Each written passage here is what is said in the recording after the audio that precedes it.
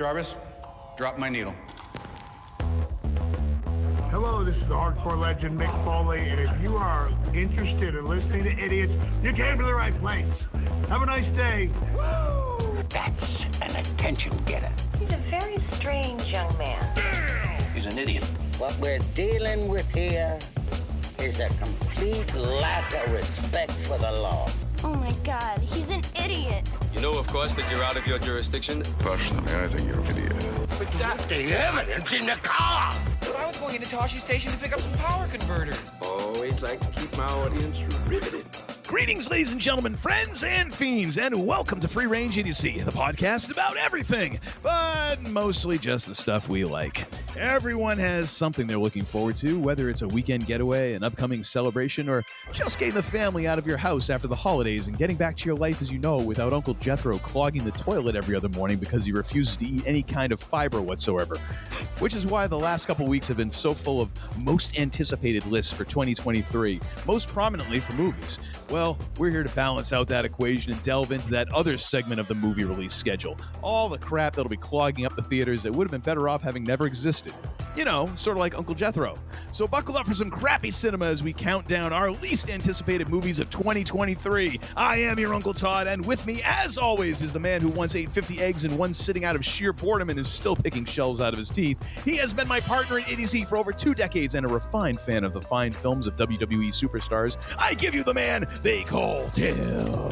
Greetings and salutations, my friend. A happy 2023 New Year to you, sir. And to you as well, sir. And Thank you. I believe The Marine Part 83 will be coming out later this year, starring Kofi Kingston, I think. Excellent. Probably highlighting his jumping skills and ability to, kind of stay on top of certain objects and not fall on the floor like he has done in many a Royal Rumble. The Marine parkour, There we go. Yes, there you go, sir. No weapon, just like bouncing off of walls and crap. That's right. You know what? We've actually just written a better movie than any of those movies. Co-starring John Morrison, who also was doing parkour at some point during his WWE stint. So, yeah, I'm pretty sure he's available. I don't think he's up to much these days. No, I don't think he is either.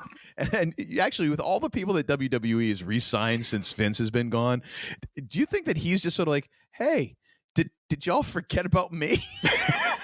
I'm over here. Did you lose my number? Oh boy. Oh dear. Well, we've got a whole bunch of movies to talk about that we are not looking forward to in the least. But before we get to that, it's been a little while here. I guess we probably should have let people know that we were going to take a few weeks off at the end of the year instead of just disappearing off the face of the earth. Like we just pulled a Jimmy Hoffa and just disappeared completely for a while. It was the holidays. We had to take a breather. Yes, yes, indeed. And I chose to use that breather to drink nothing but eggnog and bourbon. So it's been great. And I now need a blood change like Keith Richards. But before we get into the main topic at hand, we have to delve into a little thing that we like to call the Week in Geek. The Week in Geek. Feels so funky. What have you got for us this episode, sir? Well, a couple of kind of housekeeping items before we delve into a couple of Week in Geek level stories.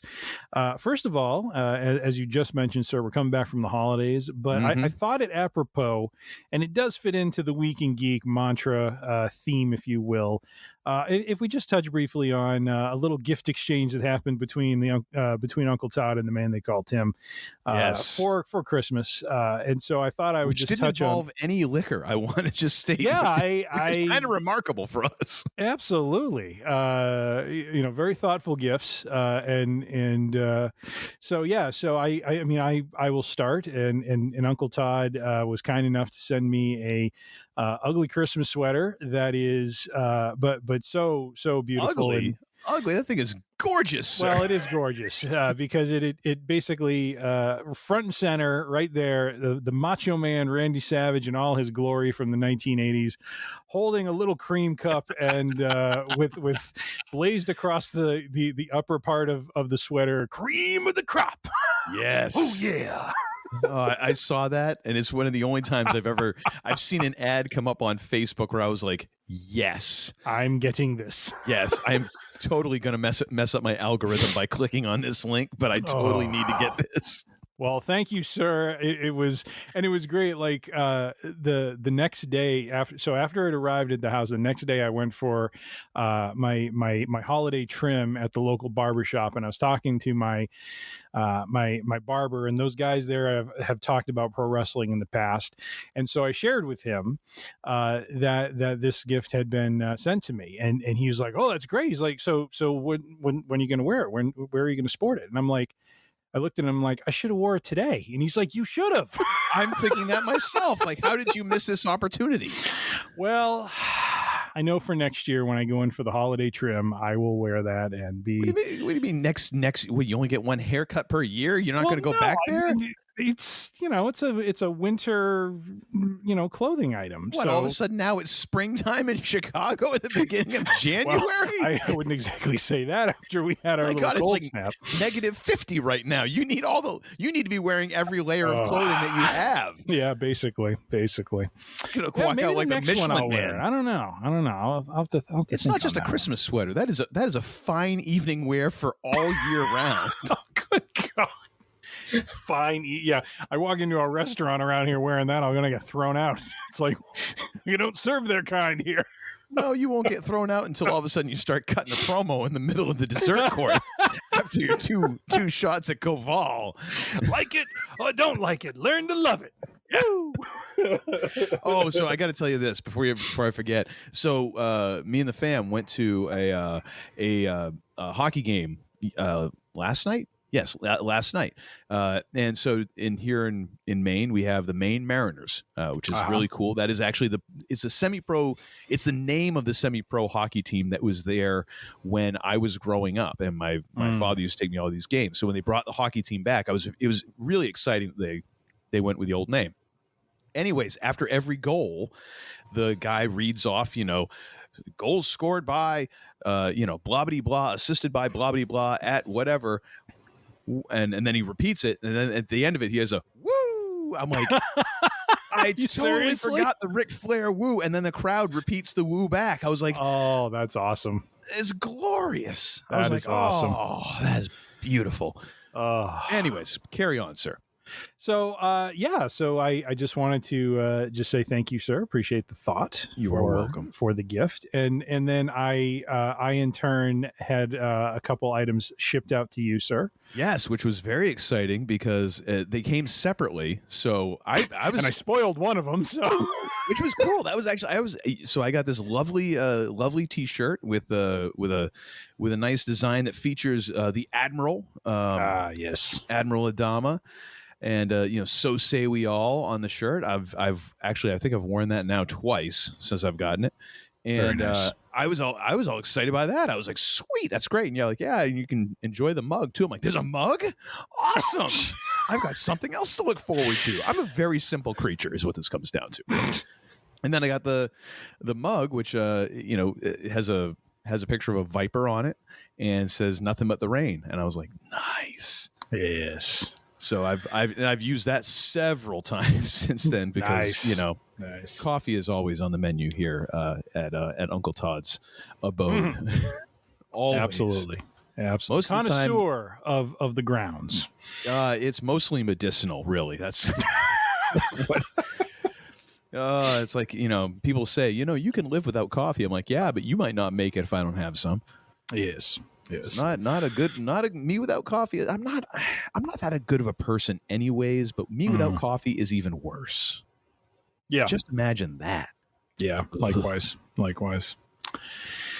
So that is the holiday gift exchange. Also, the not so secret Santa program here. Yes, Free the not so secret Santa program. Thank you, Patrick. And the other item, a future episode, if you will. Pleasantly surprised by a Christmas story, Christmas, which was the follow up. And I don't know if you've seen it yet, sir. I did. We watched it. Nice. I think that we watched that Christmas Eve or we watched it Christmas night. One of those two. Did you concur with my thoughts on it being a quality flick? Yeah, no, I enjoyed it. I thought it was a very nice story. Nice. You know, I thought it was very well done. It was note perfect. It felt like a good continuation of the original. Mm-hmm. I appreciate a lot of the little nods in there, especially like you go into Flick's bar and they have the sign above the bar, you know, "In God We Trust, All Others Pay Cash," which was the title of the book that the original movie was based off of. Ah, I did not catch that. Which is, I was just like, hey, that's kind of cool. And I mean, I missed, I think the guy's name was Gene Shepard. Yeah. I missed his voiceover. Peter Billingsley, Ralphie Boy. He did a fair job, but it just wasn't the same. But I mean, I've grown up with listening to the narration in A Christmas Story, so it's a little tough to top that, you know. Yeah. But I thought it was really good, and I mean, I was not quite ready for kind of the gut punch of the story. Yeah. Yep. But I thought it was very well done. Very well done. Yeah, I mean, and we'll definitely hit on this hopefully in a future episode soon. But as sequels go, and maybe sequel isn't the right term for this, but as a follow-on, a with connective tissue to the original, really surprised. Really surprised at, not that it's going to supplant it, and not that it's going to have the same sort of, cultural zeitgeisty sort of effect that the original has had, since it's, kind of soaked, into the culture over the last several decades. But to your point, a lot of nods but a lot of heart to it. You know what I mean? Like a lot more heart to it than I was expecting, and done in a sensible and this is where sequels go off the rails sometimes. Not a lot of trying to retread or redo gimmicks from the first one. There was a little bit of it, but it was done differently enough that you don't feel like they were just trying to repeat. And I will use this as an example, Blues Brothers 2000, where you literally are trying to redo certain things from the original. And so I was just pleasantly surprised by the whole thing, and was like, wow, that's well done to all involved. And I think they did a really, when you hear some of the background of the years that have gone into getting this to a place where it was even made. Peter Billingsley, I saw him on a couple of interviews talking about how it's been many years in the making, but also wanting to do it the right treatment and the right, have the right story with the right, kind of message and heart to it. And I think they knocked it out of the park. So, so that was a pleasant surprise, my friend, as we all well know, as Uncle Todd and I have talked in past episodes, big fan of the old man and all involved in the original. And so I just thought we'd mention that and try to have a little follow up on what makes a good sequel a good sequel. Yeah. And also the one I will say, not to, because I don't want to get, accused of just blowing sunshine here. One nit I have to pick. No Battle with the Furnace. Yeah, that is true.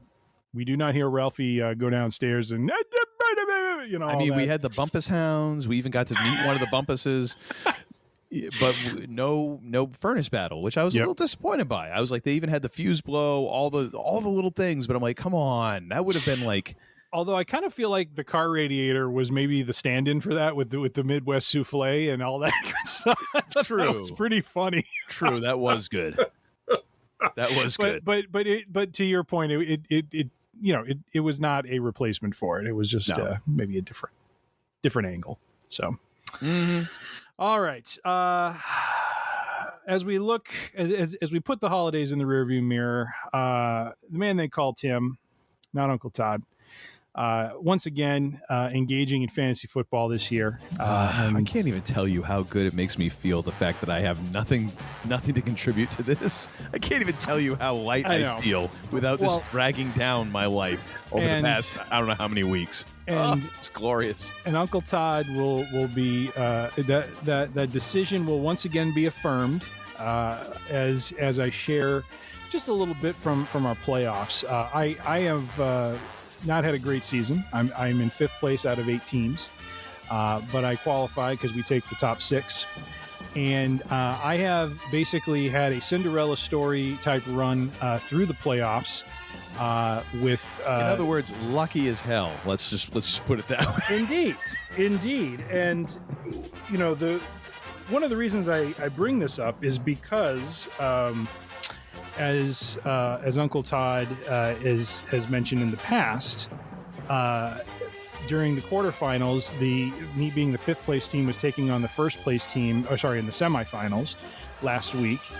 And my opponent, who has had a phenomenal season, I believe, let me just check the record here. They were 13-2.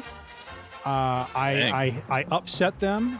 They had one of those weeks where players went, either went down or didn't perform to projections or that sort of thing. And I had some players that way overperformed.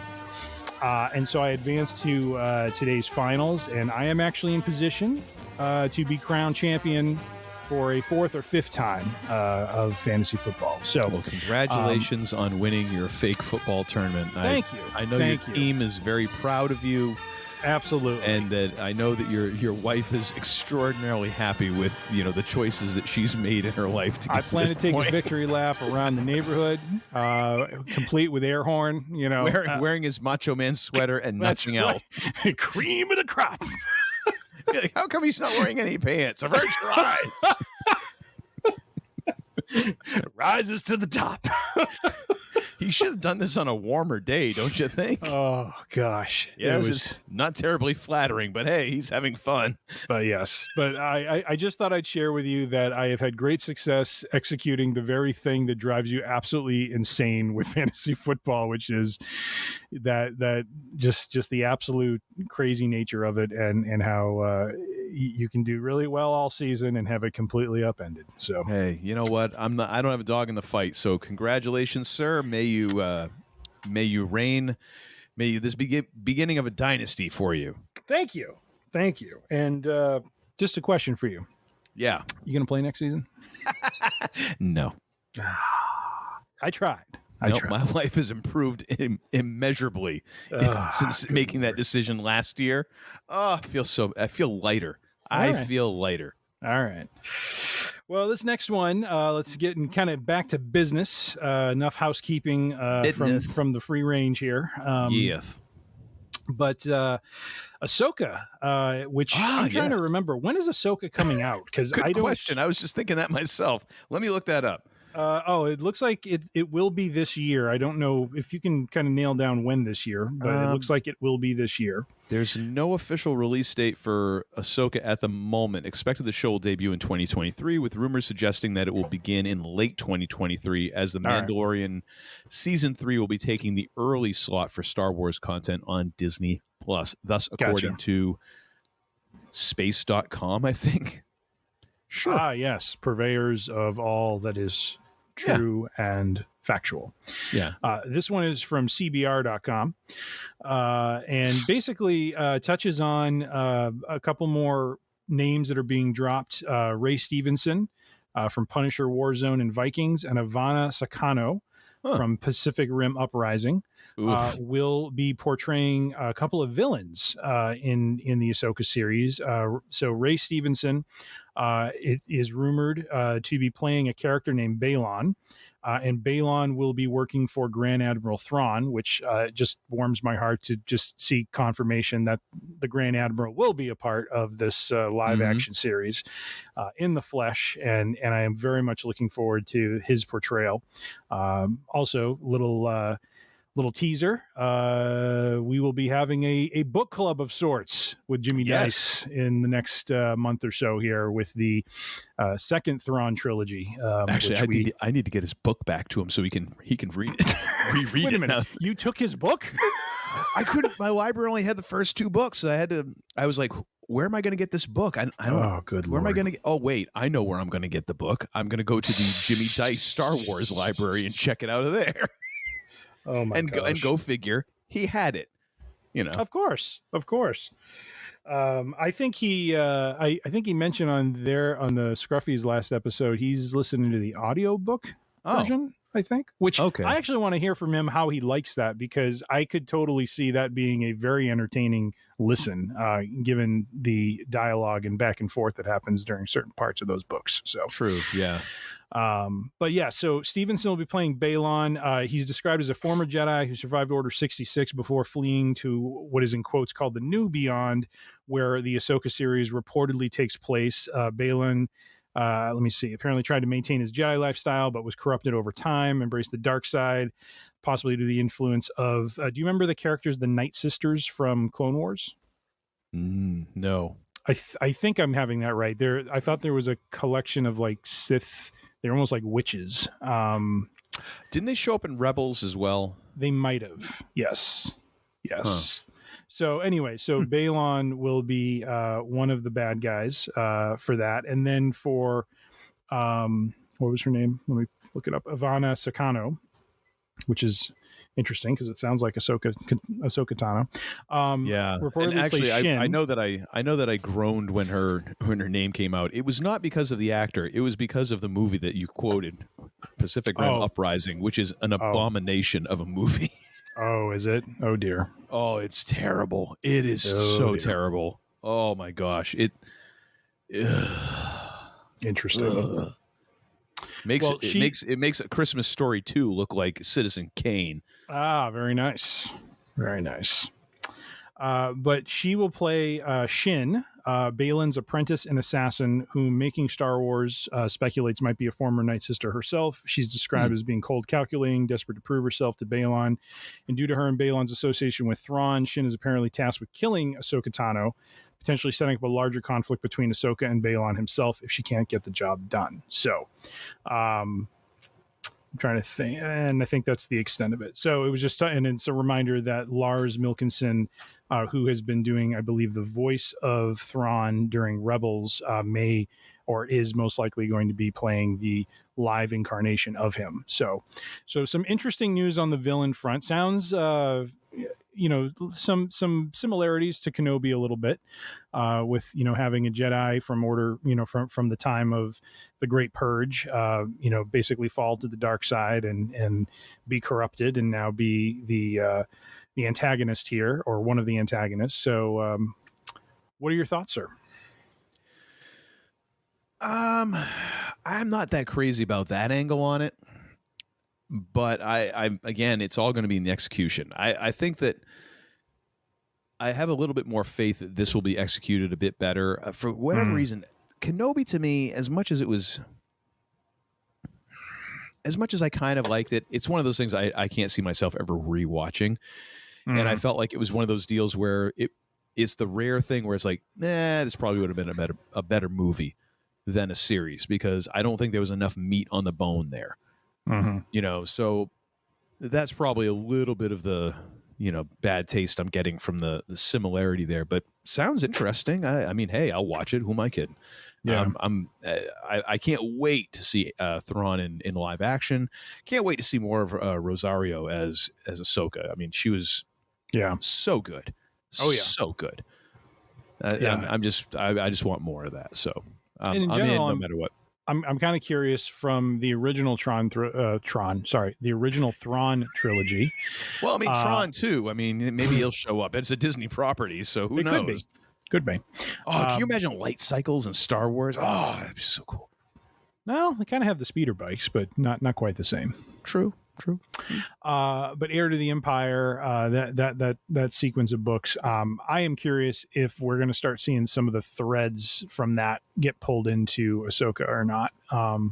Unclear. Or Ahsoka may be a precursor into some telling of those stories. So we'll have to kind of see how that plays out. But like I said, I'm just thrilled that we're going to get the Grand Admiral as, A, part of the canon officially, and B, have a live, kind of representation of him as opposed to an animated one. So, and hopefully whoever plays him does justice. And my goodness, I think people will be blown away about when they see an Imperial who actually can play around a chess in a fairly intelligent manner. So Well, at this point, finding an Imperial who can tie their shoes without, barfing on them would be an accomplishment.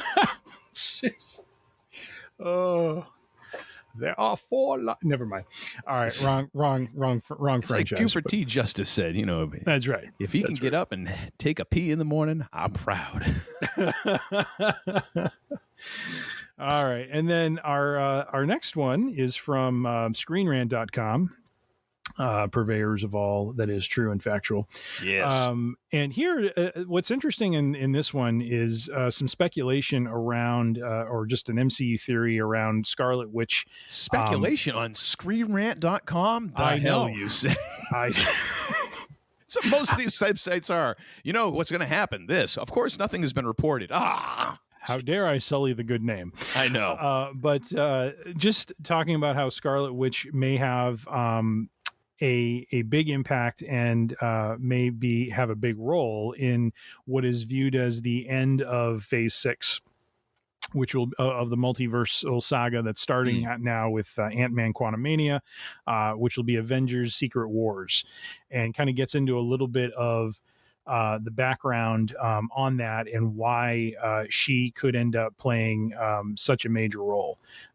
Some of the information in the article talks a little bit about, based on what she did in the Multiverse of Madness, that, she may have, through her actions and ultimately the way she kind of, seemingly destroys herself at the end, but potentially starts to carry out the prophecy that was made in WandaVision, where she was foretold as either, ruling or destroying the multiverse. So just kind of like, basically what I think the article is trying to get at is, with the amount of power that she has, that she has kind of taken herself off the board, but there may be, some of her coming back and kind of basically being the one who kind of ends what has started, and speculating that, with her death in Multiverse of Madness, that may have caused the first incursion or one of the massive incursions that are starting to ripple kind of through the multiverses. So anyways, I've been babbling on a little bit. What about you, sir? Thoughts on this? I don't know. I mean, at this point, I feel so friggin' just snake bitten by every time we're like, this is the multiverse thing. This is what's going to happen. And it never does. So I refuse to engage in any more talk about what is going to be like the big inciting incident for the multiverse or what is or what has been or anything. I give up. I can't keep it straight anymore. I feel like almost feel like I'm at the same point where I was with fantasy football. I know I'm going to lose, so I quit, I think it's interesting. I mean, the feeling I got was, okay, sort of like a retirement match in wrestling. Like, oh yeah, okay, so you're retired now, using my air quotes. Okay, Scarlet Witch is dead now. Okay, yeah.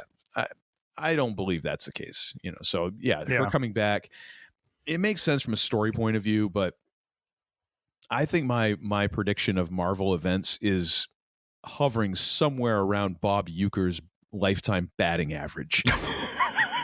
Just a bit outside. I really am not the person to be speculating on this, but it's interesting. I like the idea for sure. And just to clarify, as those who had watched the Multiverse of Madness may recall, because I've forgotten about this, Wanda's kind of heroic redemption at the end was destroying every version of the Darkhold in every reality, and this may be the thing that causes what I mentioned earlier, the incursions, because of the destruction of it. So the thought is, when Secret Wars happens, it may be her coming back to kind of fully redeem herself and establish herself as this article calls it, a nexus being who will rule the multiverse. So I don't know if that means she becomes a stand-in for the he who remains, or if she becomes some other being altogether that somehow manages all these different realities and brings balance, if you will. So she's going to become an angel of light,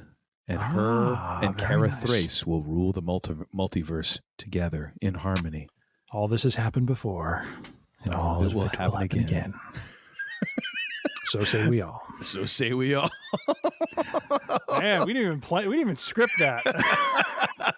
Well done, That would sir. be great. Like, you know, it'd be like, you know, Wanda, like, what do you hear? You just hear nothing but the rain. Like, oh my God, it's happening. That's never going to happen, of course, but still. You know, Well, on I that can dream, can't I?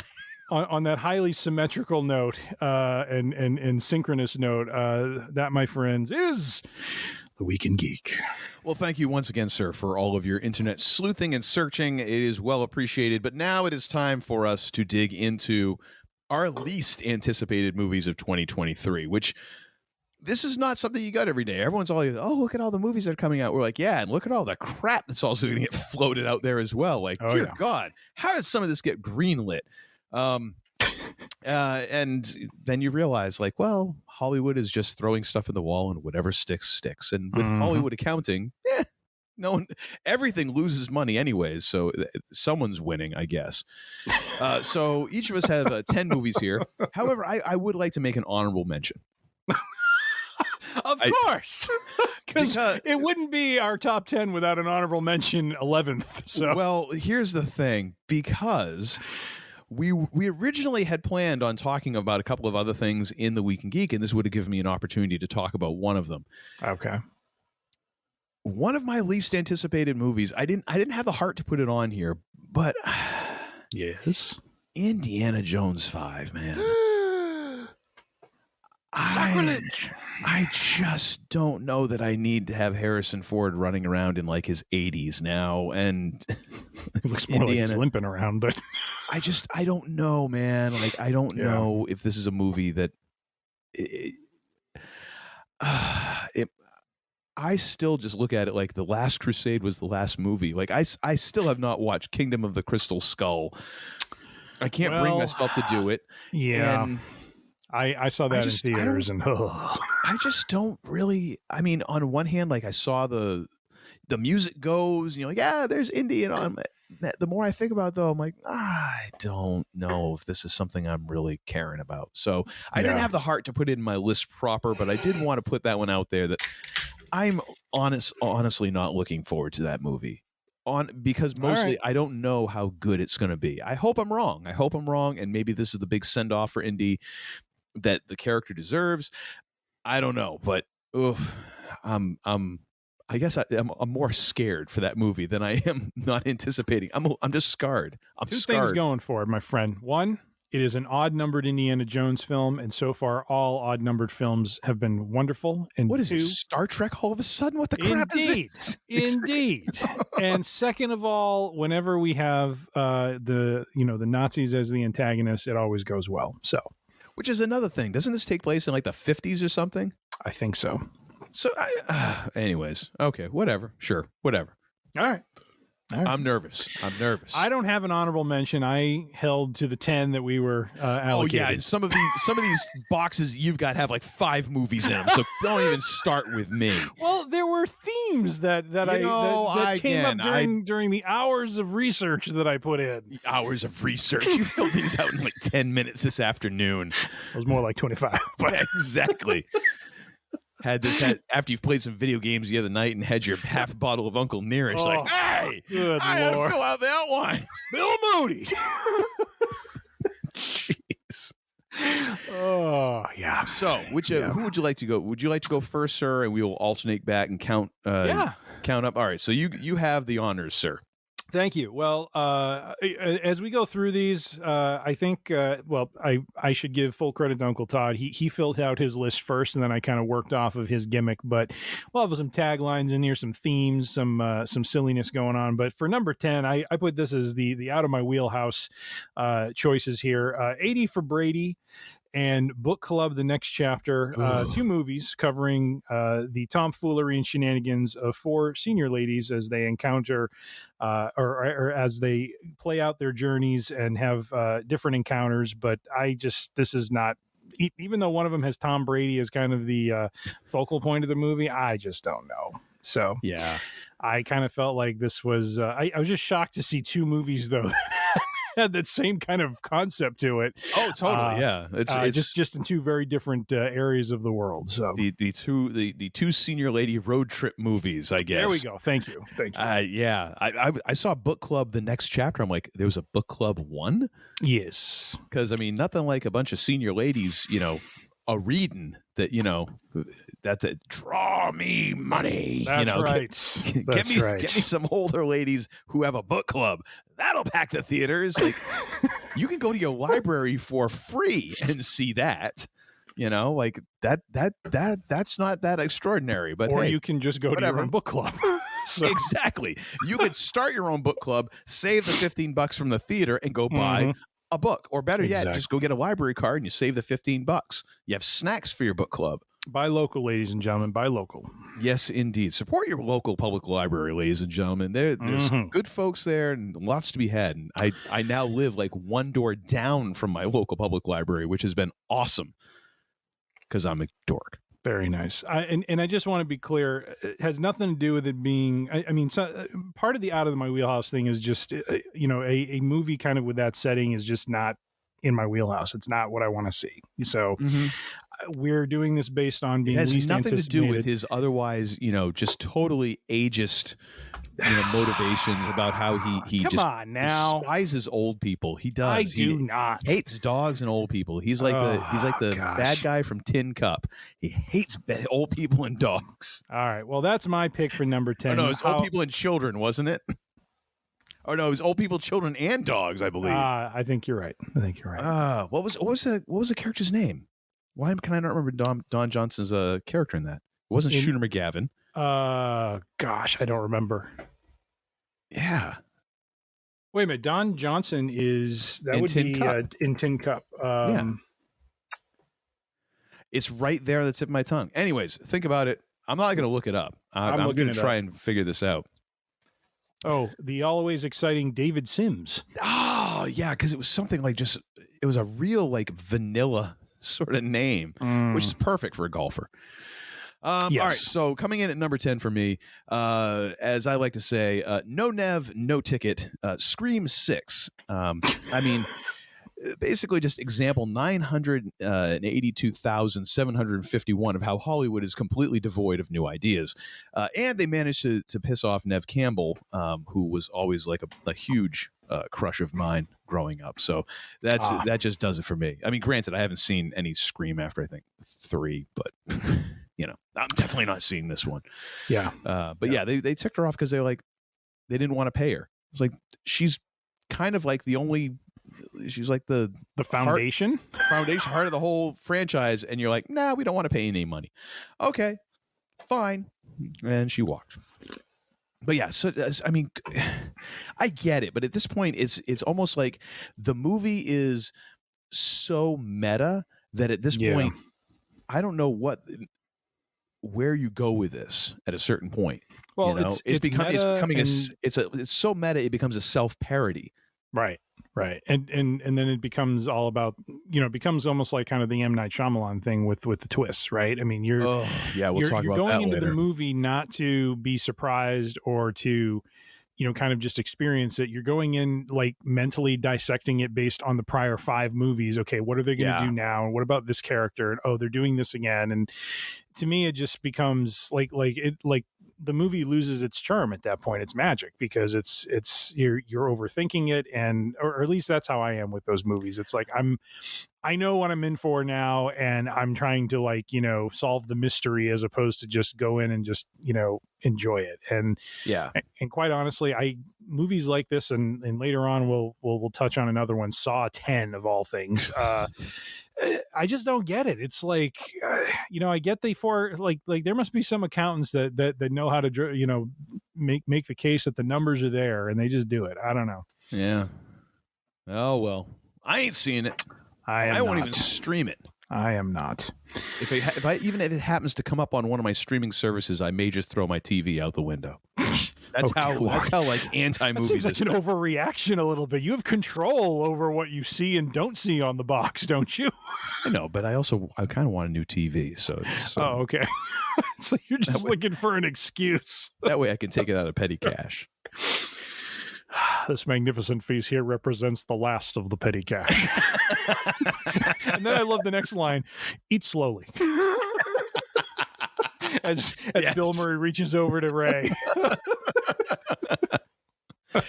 Oh yeah. What do you got at number 9? This one, what is it? Well, speaking of Mithrigan? 80s movies, Revenge, I call this Revenge of the 80s Part 1, and it's actually either debuted this weekend or next weekend, but the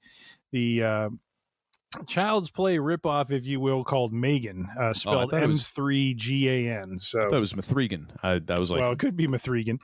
I call this, AKA Child's Play. Instead of doing the Chucky doll horror thing, which has been done before, this time instead of creepy soul transfer through voodoo ballyhoo, it is good old AI tech to the rescue, ladies and gentlemen. dude, voodoo ballyhoo would be a great band name. You think I stumbled onto something there? I think you did. I mean, I would go see that band. I don't even know what style it is, but you want to go see a Voodoo Ballyhoo? Yeah. Hell yeah. And if you can get the right venue, you could almost have a rhyming thing going on, So Voodoo Ballyhoo at the Review or something. I don't know. See, this is why you need to be in promotions. Yes. Well, this one I've seen trailers for this, and there's been some articles about some really kind of freaky scenes with it. Apparently, the doll is actually being played by a live human who has been just kind of doctored up to of course look more dollish. And there's like a dance sequence that is really creepy. There's a creepy part where she kind of almost like runs like a bear, and it's a horror movie if you hadn't noticed because of the comparisons to Child's Play. But the whole idea of the doll going and murdering and doing crazy things for crazy reasons has been done before, and this is just one where I'm just like, I just don't know. I don't why did we need this? That's because they need to draw money. Oh, indeed, and nothing draws money like a little AI technology. Robotic doll. Hey, it's a Cylon. I should be more jazzed about this. If you think about it, really. If you think about it, I don't think anyone from BSG's in it. So it's model 5.5. That would make it a little more, wanting to see it, but unfortunately not. So my number 9 is Mithrigan. So Mithrigan. Well said, sir. I like that. Mithrigan. Sounds like it should either be like Scottish or Irish. Mithrigan. Get me to Mithrigan. Sounds like a bottle of whiskey now. Actually, that'd be a great name for it. What are you drinking there? Mithrigan. It's a 15-year Mithrigan. Shouldn't it just be a 3-year? Come over there, I bet you in the gob. All right. At my number 9, this one I call You Gotta Be Kidding Playing Me. House Party. The reboot that nobody has ever even thought about asking for. Why? Although we're now verging on the territory of LeBron having just as crappy of a movie career as Shaq. Oh boy! I mean, post Blue Chips, because let's be honest, Shaq was the bomb in Blue Chips. But after that, like now they're pretty much neck and neck. Like this could be his steal, I believe. Again, like seriously, we got to reboot this thing. Like, come on, man. Come on. I really don't have anything else to say about it because it, again, and now granted, I have to put out the caveat here. Like, I know I'm not the demographic. I'm a mid-40s dude whose house party days are long past him. So I get it. But still, isn't there another way that you could have come at this rather than like, hey, let's rip off this movie from the 80s? Yeah, it seems like the market is almost like, how can we like what are the movies we can find that we can redo for I can't think of the word, like what's the word for well, it's because it's pre-sold. Like you already have familiarity, so that's why there's always going to be a certain amount of these movies made because they've been proven to make money in the past. The original made money, and now since then a couple of them have been redone or rebooted or whatever, and they've made money, at least made enough money to make it worthwhile, which is, going back to Mithrigan, the reason why why horror movies will always be out there is because for the most part, a lot of them aren't like super heavy on the budget. Like they don't cost that much to make, and you don't have to have the greatest stars, the biggest names that you're going to have to pay a huge salary to, because there is a horror audience out there that wants content, and they will go, and they've proven for decades that they will go see movies. Whether they're the greatest movies or not, as long as you have a somewhat interesting concept, it seems like the audience is there, so they can just keep churning these out. In the same way, like, I get why the movie was made. I just think it's going to be terrible. You know, it's not like I'm questioning, like, why would you do this? It's like, no, I know why you did it. I just think it's a really bad idea that you did it, you know? Yeah. But yeah, what are you going to do? Well, and I mean, but it feels like this probably isn't the right word, but it's not a reminiscence thing.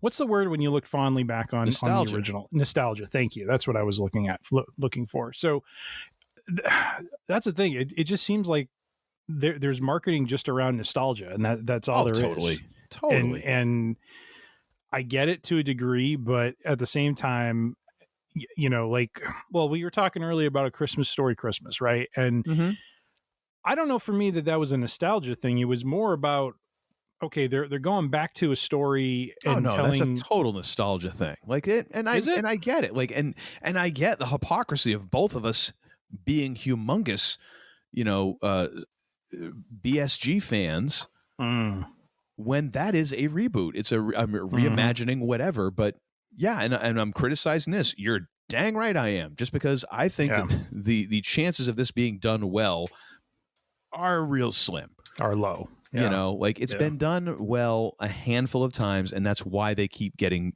done. Now, ultimately, I don't think this movie cost them a whole lot to make. The same as, you know, with a lot of these movies, like, it's not like this is shooting some studio's budget for the year. They're going to be all right if this tanks, and it'll probably make money, you know, in DVD sales and streaming and all that. They'll make money off of it somehow. Of course, they'll never show it on paper. Don't get me wrong. Like, every one of these movies is going to be shown to lose money. I'm pretty sure that even Avatar right now, they're saying, well, we just didn't quite clear the budget, you know. That's because that's Hollywood. I think Hollywood I saw math it was 7th now all time, so I don't know. Oh yeah, it's making an insane amount of money, but still, like, I forget what it was. There are some movies that are like, they're gigantic blockbusters, and yet the studio claims that they are still in the red on them, like some 20 years later, and it's like, come on. I see. No, they're not. You've got so much creative accounting going on there that it's ridiculous. Like how Hollywood hasn't just been wholesale audited and just like this. I don't get it. It's crazy. It's got to be a Scientology thing, I guess. I don't know.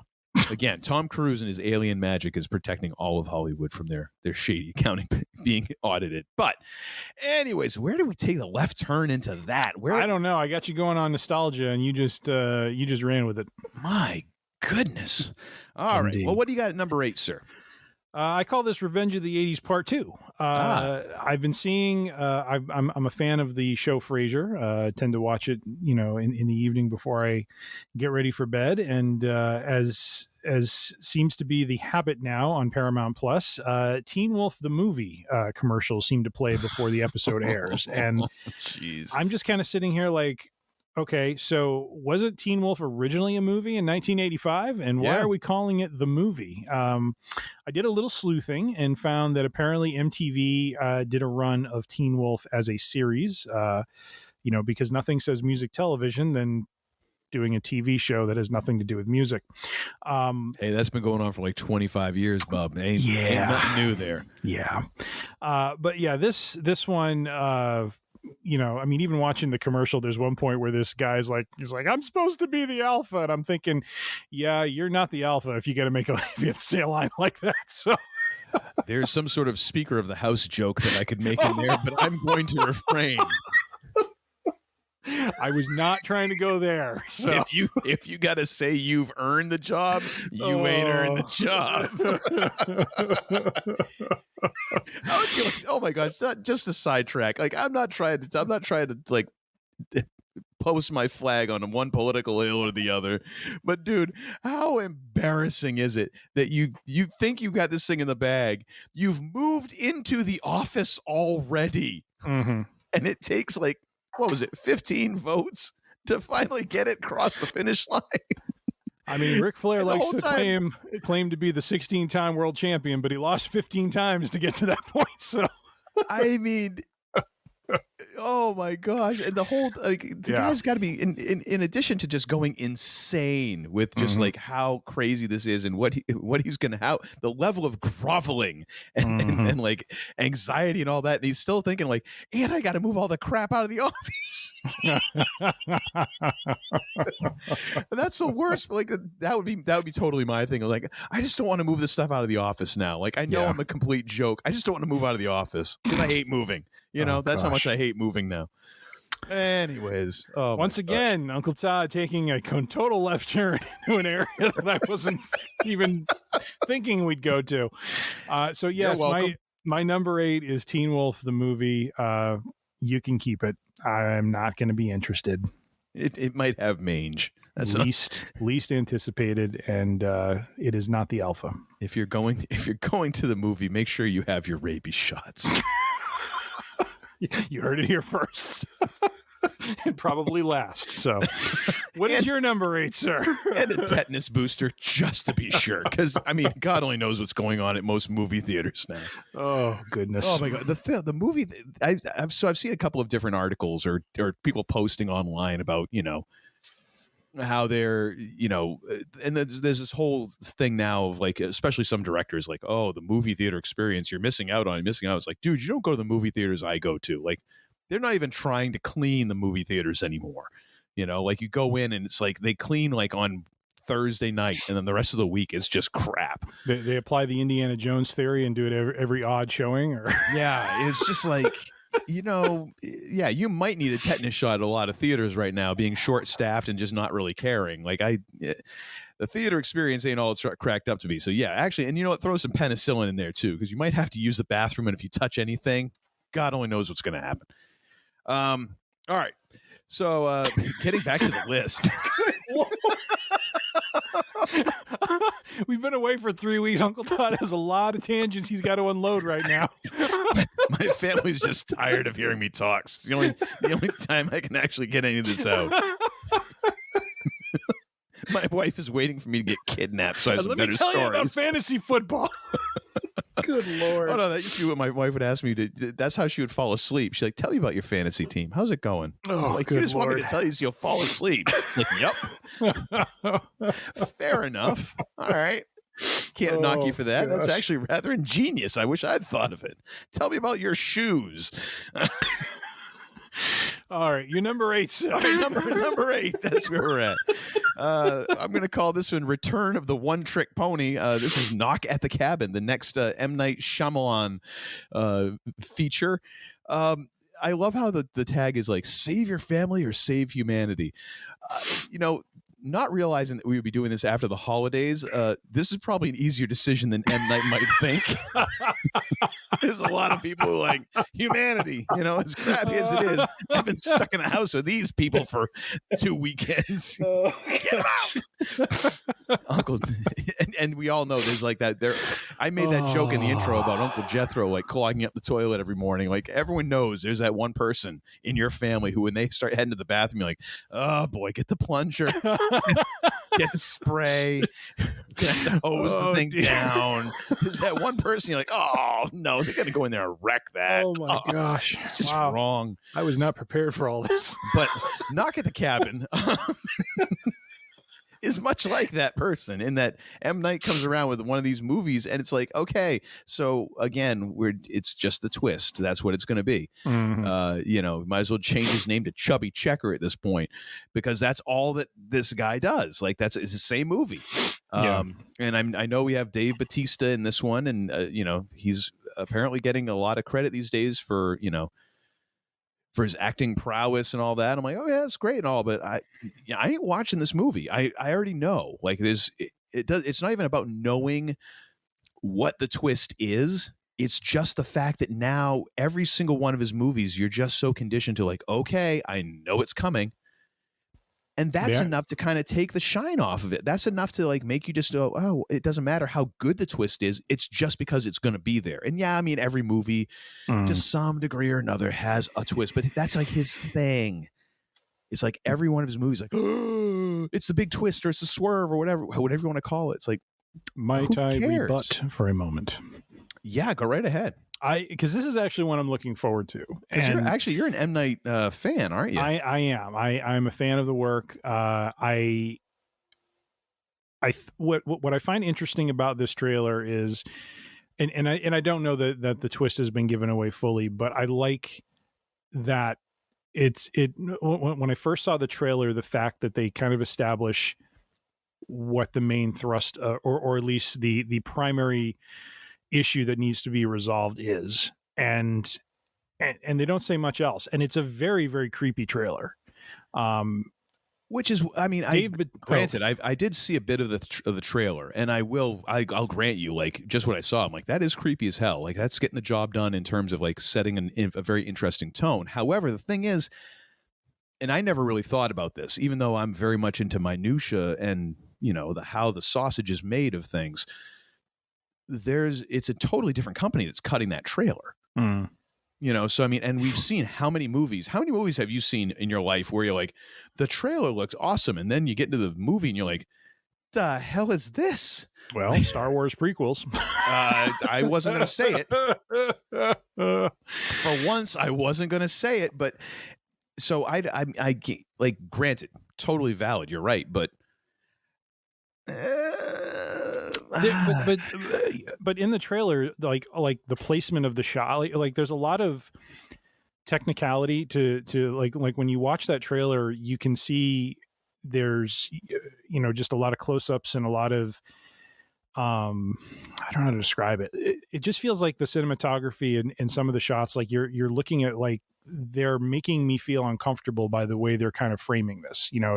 Totally. It is a really, as you said, it is a really well done trailer. I like a Dave Bautista who looks like he is bursting out of the shirt he's wearing, sort of like he almost is like this metaphor for whatever beast or thing is coming. You know what I mean? And just talking in this very calm way and having, a little sweat dripping down his head. And it's just like, he looks like he's just like this, like almost like a Lewis Black sort of thing. Like he's this close to snapping, it's like, true. No. And the thing is, like, the M. Night movies that I've seen, they're shot well. Mm-hmm. And he does a decent job, or his director of photographies do a great job of kind of getting that unsettled sort of feeling. I have no problem with any of that. It's just that I know what the trick is, even though I don't know what the actual mechanics of the actual principles involved in the trick. Like, I don't know what the trick is going to look like. I know there's a trick, so it kind of just takes a lot of it out for me. Like, I'd like to see him make a movie where that isn't the whole thing doesn't build to this one sort of moment where, you just know that he's going to try and turn the whole thing on its head, because it's like, I know that's what you're doing. I'm watching the dude behind the curtain. I hear you. Essentially, you know. But anyway. I am anticipating this, though, so this did not make my list. I'm glad that you are. Good for you, and good for Mr. Bautista getting out there and doing his thing, because so the funny thing is, like, I never watched Dave Bautista wrestle. That was during my time away from watching wrestling, and so I didn't really see his entrances before, but recently, just through YouTube algorithms and everything else, I've seen a couple of his matches, or I've seen a couple of like his entrances and things like that. What a kind of like lame entrance that was. He just comes out. You don't like the machine gun arms? Come on now. I just thought, I was like, what's he do? Oh yeah. Okay. All right. Whatever. Come on. He's a beast. He's an absolute beast. I get he's a beast, but like, why, if you're a beast, why do you need the machine gun? Like, that's the thing that is kind of confusing to me. It's a cool effect. Like, he's a beast that has a mini gun. Okay, so whatever. Lord, he actually did kind of like a little parody of that intro. I saw a clip it was like the last day of his shooting on Glass Onion set, and he brought a championship belt for Rian Johnson, and someone piped in his music, and he kind of comes through it was really fun. I mean, it's not like he truly tries to redo his entrance, but it was just kind of like him walking on the set to his music, and the cast or the crew is what I'm trying to say, is all like applauding, and it was just funny. It was totally done in fun and jest and that sort of thing. And so I just thought it was kind of I think at one point he makes reference to the machine gun arm sort of thing. So it's just funny. It was funny. So, all right. What do you got at 7? I put this under as the prequel no one wanted or deserved. The Hunger Games, The Ballad of Songbirds and Snakes movie. Is movie actually part of the title? I don't know. Maybe I threw that in as I was typing out the title, but wow. I haven't. My only comment on this is I haven't heard anyone in my social circle whether it be family, whether it be friends of the family, whether it be coworkers, colleagues,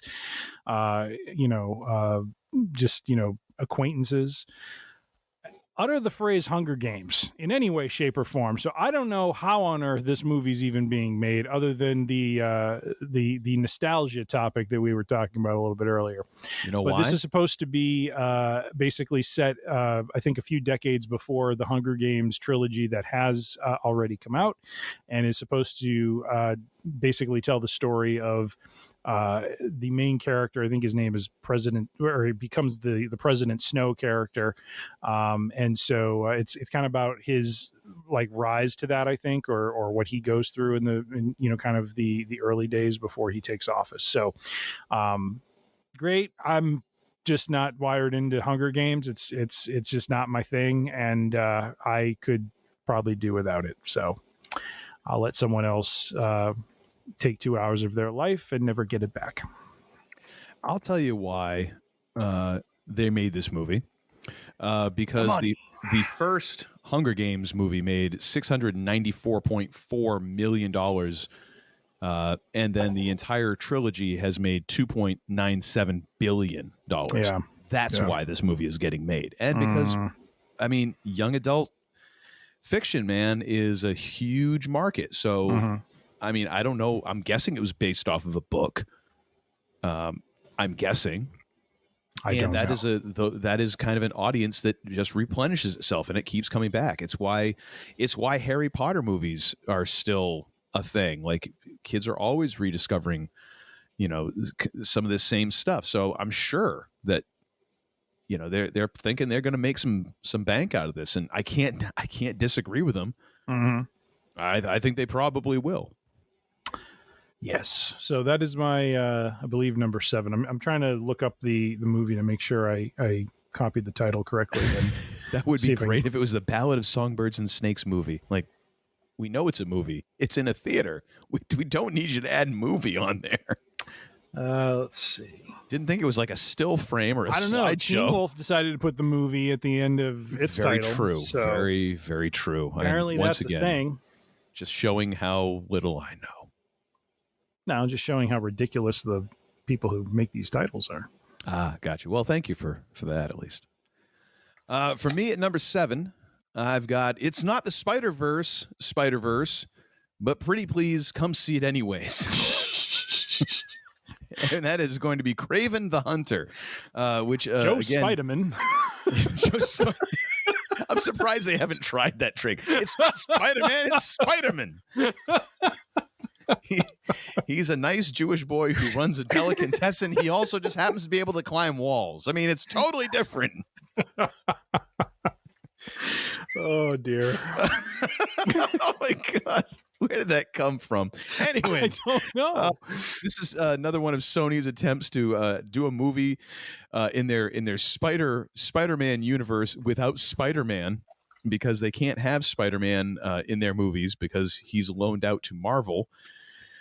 Which it's the weirdest thing, man, having like the Rogues Gallery do movies, but like who's the bad guy and who's the good guy? Because we ran into this with Venom, where Venom is kind of the bad guy and then becomes the good guy in the second flick, even though Venom is kind of a bad guy. And then they tried to do, what was it, Morbius?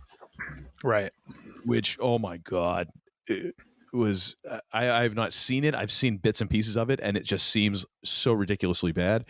So I can't say that I can't even say that I'm going to see this movie at all, you know?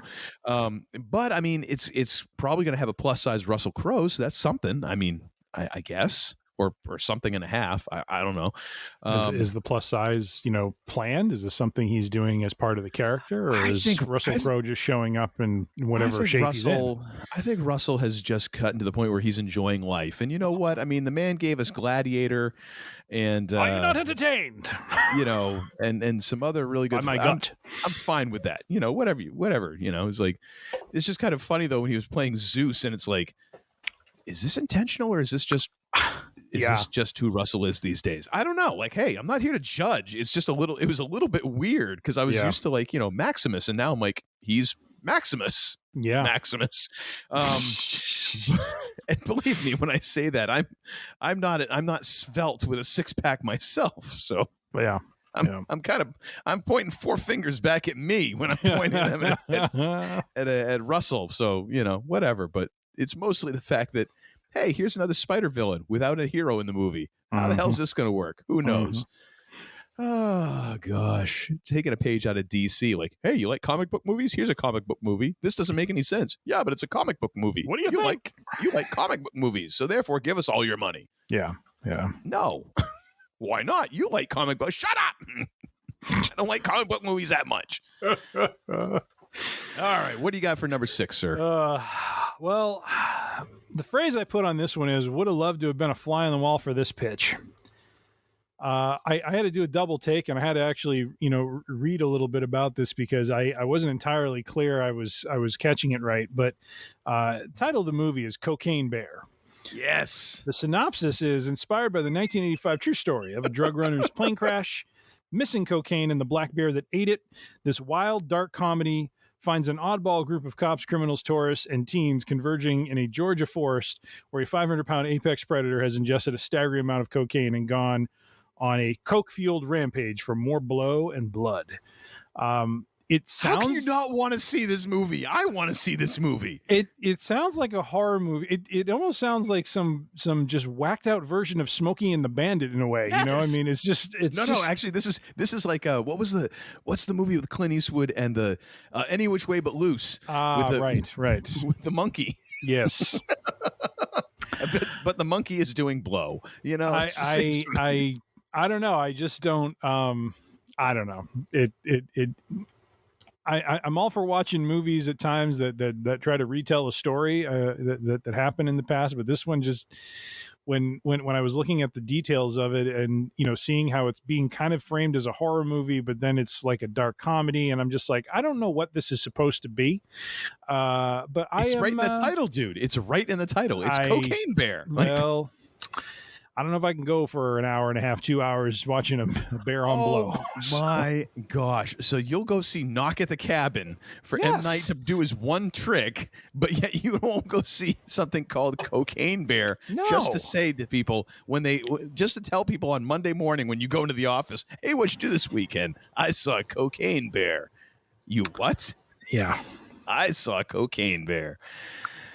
Well, come on. I'll let you wear that title and carry that around with all the pomp and circumstance that title carries. I just might. I'm not a horror movie kind of guy, but you know what? This is seriously tempting for me. I don't know why. It's just it is so over the top ridiculous. I'm like, if Burt Reynolds was still alive, you'd be hoping he'd be showing up in a Trans Am. Hey, no, I mean, this is more like, hey, what would happen if you took Grizzly Adams and Scarface and mashed them together? No, yeah. I'm in. I'm hoping Al Pacino shows up as like a forest ranger. Oh, good God. Who's done more cocaine, Al or the bear? Oh, say hello to my little friend. Only their dealer knows for sure. Mm-hmm. Mm-hmm. All right, what is your number 6, sir? Number 6 for me. This is just in the Dear God, Carrick, Why? corner, Left Behind: Rise of the Antichrist. Now, again, I'm not here to talk about anyone's religious or spiritual beliefs, but what did we do wrong? What did we do wrong to have this foisted upon us, I wonder? Yes. I mean, I get it. So this movie features Kevin Sorbo, he of Hercules fame, and not much else except basically getting his keister kicked in by everybody on Twitter whenever he posts anything. Oh boy, and totally not realizing that they are roasting him. Like he's kind of seems like he's just oblivious. However, Corbin Burnson's in this. Really? Corbin Burnson, like, what happened, Corbin? Like, why didn't you just do a GoFundMe? I would have kicked in some cash. Like, what are you doing? Oh, but oh my gosh, I don't know. I don't know what this movie. I can't be looking forward to it. That's for sure. I did read the book series when it was a big thing. This was back in the late 90s, early 2000s. Oh, so have you read the source material for this one? I have, and you know, the books were interesting. I think there was about 12 books. I love how you're saying interesting. Like, I'm not saying they were good. They were interesting. I mean, like anything else, you know, it's you know, like Independence Day or you know, those kind of those cataclysmic sort of movies where I think the first bits of the story can be really good, and then the more you get into it, it just kind of levels off at some point, and then you're just trying to get to the end to see how they're going to end the overall, you know, kind of arc. And so so these were big books back in the day. I know, I think Kirk Cameron was in when they first made movies of it. He was in the first two, because I think they were going to try to do a movie per book and basically follow how the book series went. But you know, as you might imagine, probably doesn't hit as wide an audience as they were hoping for in the end of times genre. But very niche genre, really. Yeah. And so I was a little surprised to see this. I almost put this on my list, and then I just kind of skipped over it because I just had too many. I didn't do an honorable mention. But geez, here we go, bringing that back up. So the funny thing is, like, and I agree with you, like, there is a certain amount of, you know, that cataclysm, you know, huge Armageddon level sort of event, catastrophe movie or book, where I totally get what you're saying, like, because I read a couple of books lately, one being Seven Eves by Neil Stevenson, and then I recently, not very recently, but I read the first book in this trilogy by a I think it's I can't pronounce the name because I will butcher it, but it is the first book is The Three Body Problem. And the problem with a lot of these books and movies is that the premise is really good. You're like, ooh, or it's not really good, but it's really interesting. Like, it makes you stop and go, huh? Yeah. Okay, cool. Yeah, I'd like to hear some more about that. But then the execution can just be lackluster. Right. You know, it can be either like it becomes so paper thin that there's not a lot of meat to it. There's not a lot of depth to it. It's just sort of like, oh, it's treated as I don't know what. Like, it's just, a thing happens and that's it. Yeah. Yeah. Or, as was the case with this book I read, Seven Eves, which I read it. It's almost 800 pages. And I read it to the end because I'm like, okay, maybe it'll save itself. Yeah. Because about 500, 600 pages in, I was like, I don't think this is going to end well. I think this is heading downhill. Yeah. as we're reading. And I was like, I read through just to get to the end. And sometimes it can just become this thing of like it starts sidetracking into all these little niches, and you're like, no, just tell me the damn story. You know, don't like burden me down with like 5 pages of description of something that you think is really incredibly interesting. And with a book like this, with a movie like this, I could see in the book it could go into like a 6-page dissertation on, you know, biblical theory about this one passage in Revelations or something. Right. But in the book that I was reading, it was all about like astrophysics and orbital mechanics and all this. And I'm like, that's great. But you know what? You're not telling me anything about the characters, about why I should care about any of this. Yeah. You know, so there's always something that in the execution that just sort of goes, yeah. And, you know, I could see that happening with this. Yeah. Yeah. I do as well. I would actually bet $5 on it. Yeah. Oh man. Speaking of 5, what do you got for number 5? Well, I file this under, you mean there's still a market for this? Teenage Mutant Ninja Turtles Mutant Mayhem. Which, and again, it says movie. I think I put that in there. Really, my question is, was the youth of the 2020s really clamoring for this? I don't know. Teenage Mutant Ninja Turtles, they had their moment. I think that moment is past. And for me, at least, really have no interest in it. This is not a nostalgia thing for me. I was a big fan of the Turtles back in the day when they were having their 80s heyday. Sadly, I did go see the movies. At the time, that was a little bit of blind even fandom. The one with Vanilla Ice. Even the one with Vanilla Ice. Go Ninja, go Ninja, go. Oh, yeah. Go Ninja. Which, by the way, I think in that one, that was the one where Shredder was played, or Super Shredder was played by Kevin Nash. Oh my gosh. Because like, I think in that movie, he ends up like injecting himself with some of that gunk that turned them into turtles, and he like turns into this like, you know, massive shredder. Did he just have like one black glove and hold it over his head while he screamed? That'd be and the entrance music hits.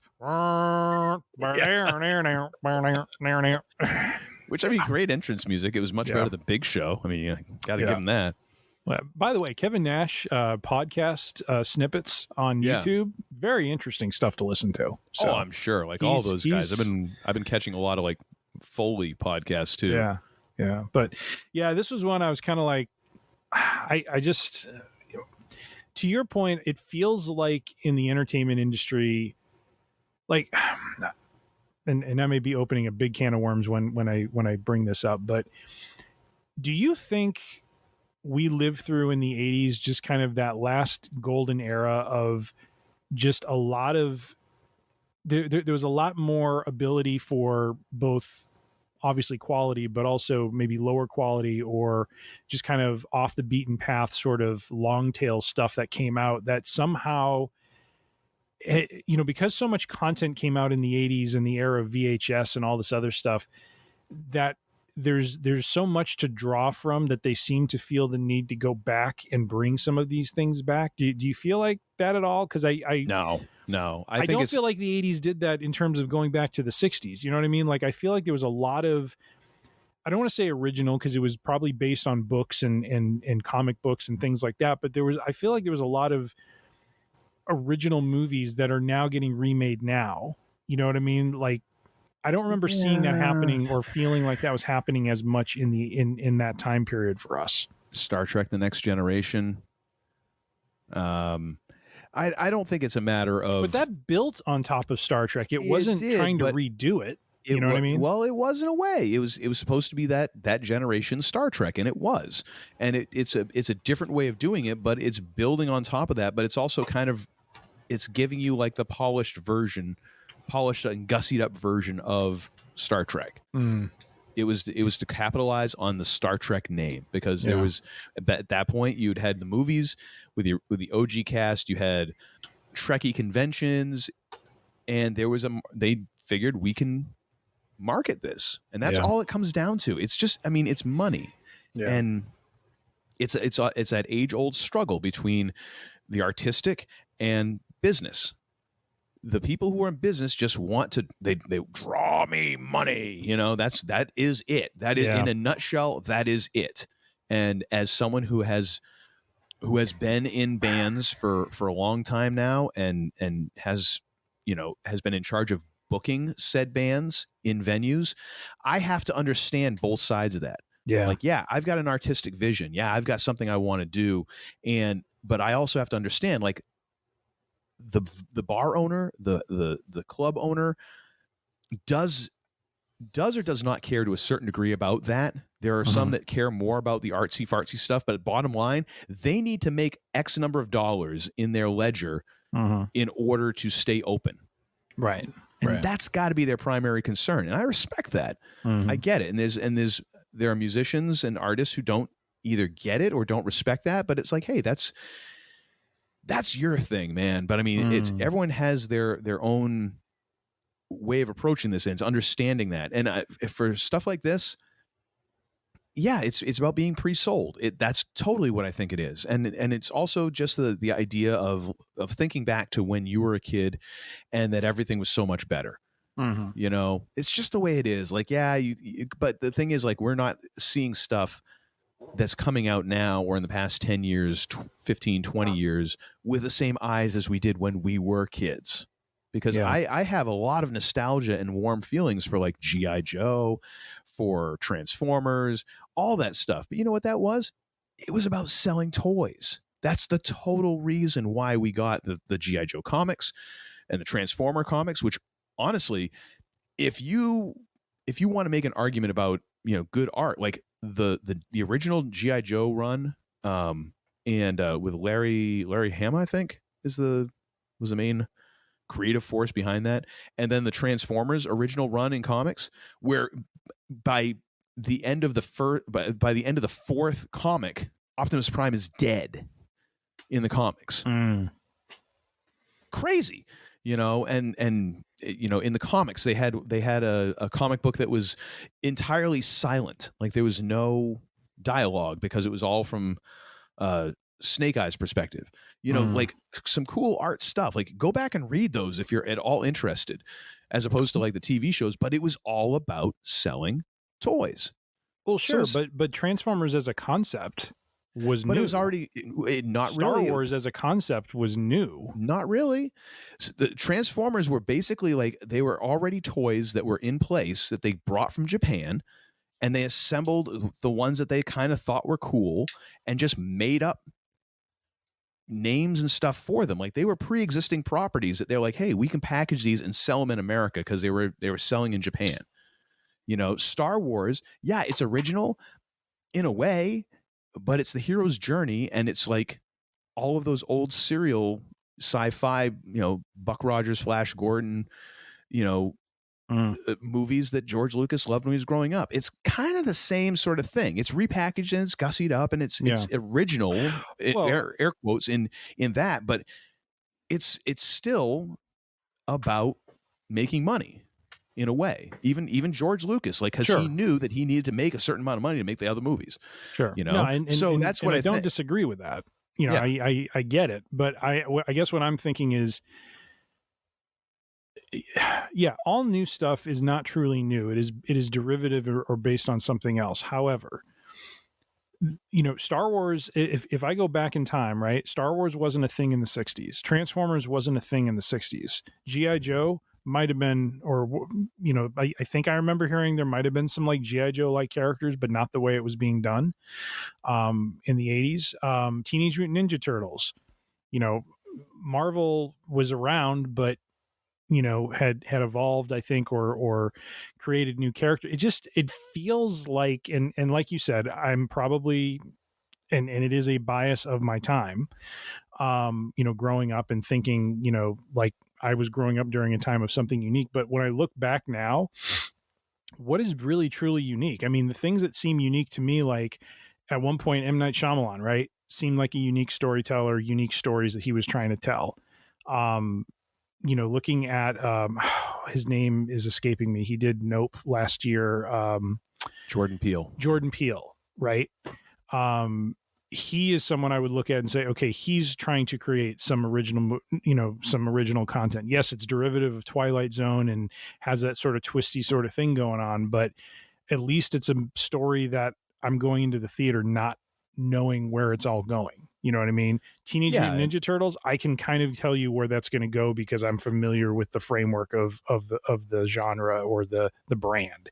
Oh, totally. That's the thing I'm trying to say is like, I feel like now there's this almost inherent laziness or this kind of inability to kind of create new content because I don't know if they've just tapped all the stories from, from past times. I don't know. I know I'm not 100% right on this, but I'm just saying there's just a feel to, like, as we were going through this list and seeing how many things are being redone, it just feels like there's just not a lot of, I don't know, new stories kind of being told. No, true. And by the way, everybody stay off of Tim's lawn. Please. I'd appreciate that. What's your number 5 now that we now that I did my job in taking us way off the free range here? Well, I'm going to go with another one that's a bit of a nostalgia grab, and I'm going to call this one "It's a Me, a Piece of Crap," the Super Mario Brothers movie, because someone saw that Chris Pratt did a movie about toys and was like, "Hey, let's have him do this." Once again, continuing the fine tradition of pissing off your core fan base by changing things that don't need to be changed before the thing even gets a trailer that was pioneered by Sonic the Hedgehog. They had Chris Pratt voicing Mario, which everyone's like, no, it's this other dude who always did the voice work. And it's not even a matter of like, well, he doesn't look like him. Well, it's all voice work. And they just didn't, because you got to have a name to sell the thing. I just think it's kind of a lame idea, and I can't imagine seeing this, mostly because I didn't have a Nintendo growing up. I had Atari, and then I kind of missed out on Nintendo. I don't know, maybe just my folks didn't have the cash to get me one or whatever, but I kind of missed out on that. Angling for that Yar's Revenge, the movie. I'm thinking more. Well, no, I shouldn't even say the movie. Pitfall. I would watch that. Yeah, totally. The sound effects on that stuff is phenomenal. Oh yeah, I've got that stuck in my head forever now, because sometimes you'd have to swing back and all that. But yeah, this just looks like it's going to be it's one of those things where you can't it'll be a lot like my next one, so I won't give away the whole thing there. But you've already made people angry because you changed something, and now they're bringing out the pitchforks, and you don't have time to change it. It's like they changed Sonic the Hedgehog when that came out, because they're like, it don't look like Sonic, and then they went back and redid, and they like reanimated the character for the whole movie, which I must have cost them a couple bucks. But you can't do that now, because you're not yanking out Chris Pratt's voice and putting in someone else. So you got a whole bunch of folks who are going to be ticked off. Oh well. Agreed. What do you got for number 4? Well, this is where I kind of go off the reservation a little bit. I call this the DC Dead Zone. Shazam, Fury of the Gods, Aquaman and the Lost Kingdom, and Blue Beetle. Yes. Just DC movies, and I'm just not into DC movies, so I'm not going to hand over the money and waste, the combined 6 or so hours of that time to watch those films. So not anticipating those. And no, as you and I have done time and time again, DC is just a mess. And I don't know if the incoming regime is going to turn the ship around or not, but I'm actually kind of surprised to see Aquaman, because I thought with all the changes that have been announced that they were going to reboot a lot of what they've been doing with new actors and characters. So that's why, to me, like Dead Zone is a good one for this. I more am in line with Dead Man Walking. Yeah, because James Gunn's coming in, and big changes are coming.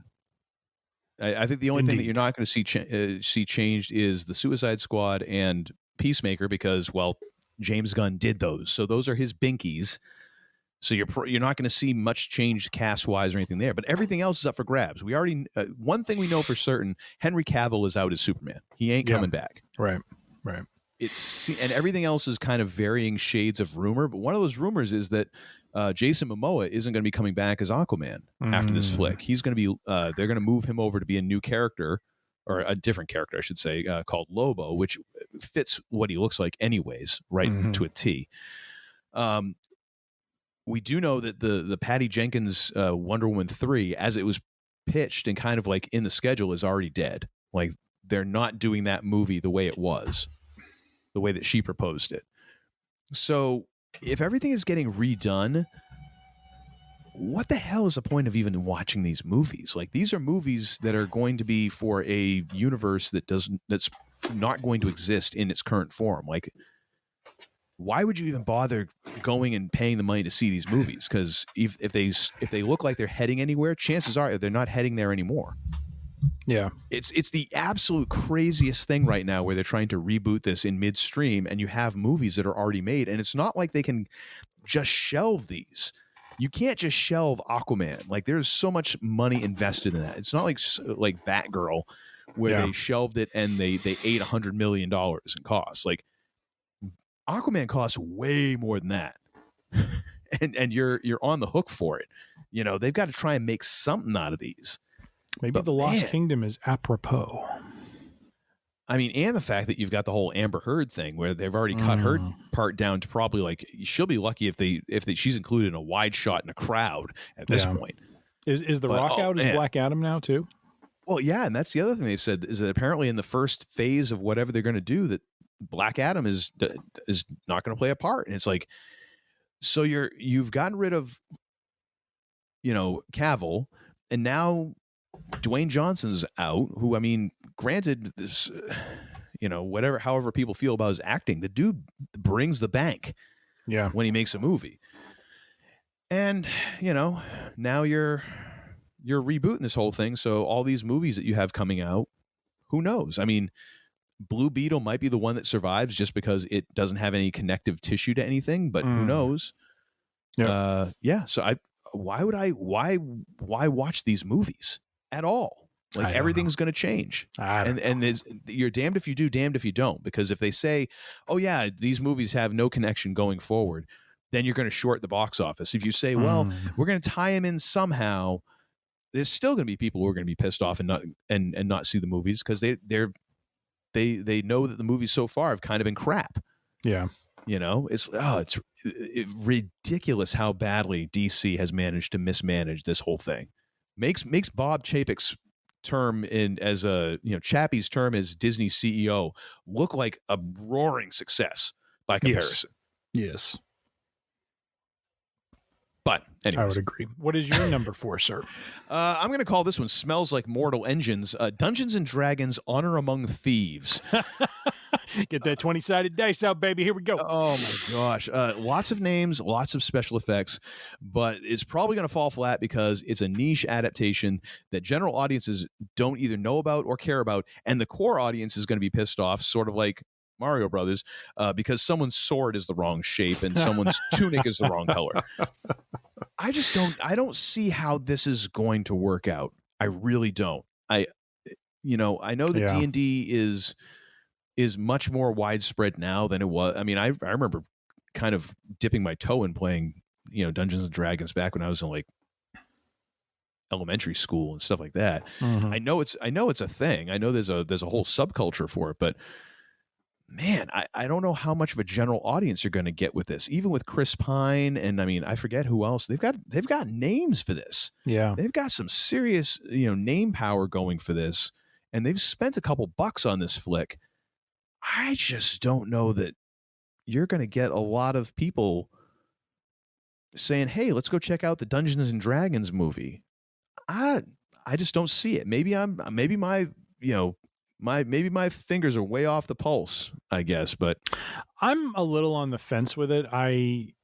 Being a fan of kind of the RPG, realm, and Dungeons and Dragons is one of the top brands in role playing games. To me, what has always made those sessions fun for people who have delved into it is just the camaraderie, the friendship, the fun you have as someone kind of tells the story and has everyone kind of go through a journey of sorts, as much as it's kind of mental and just through that storytelling process.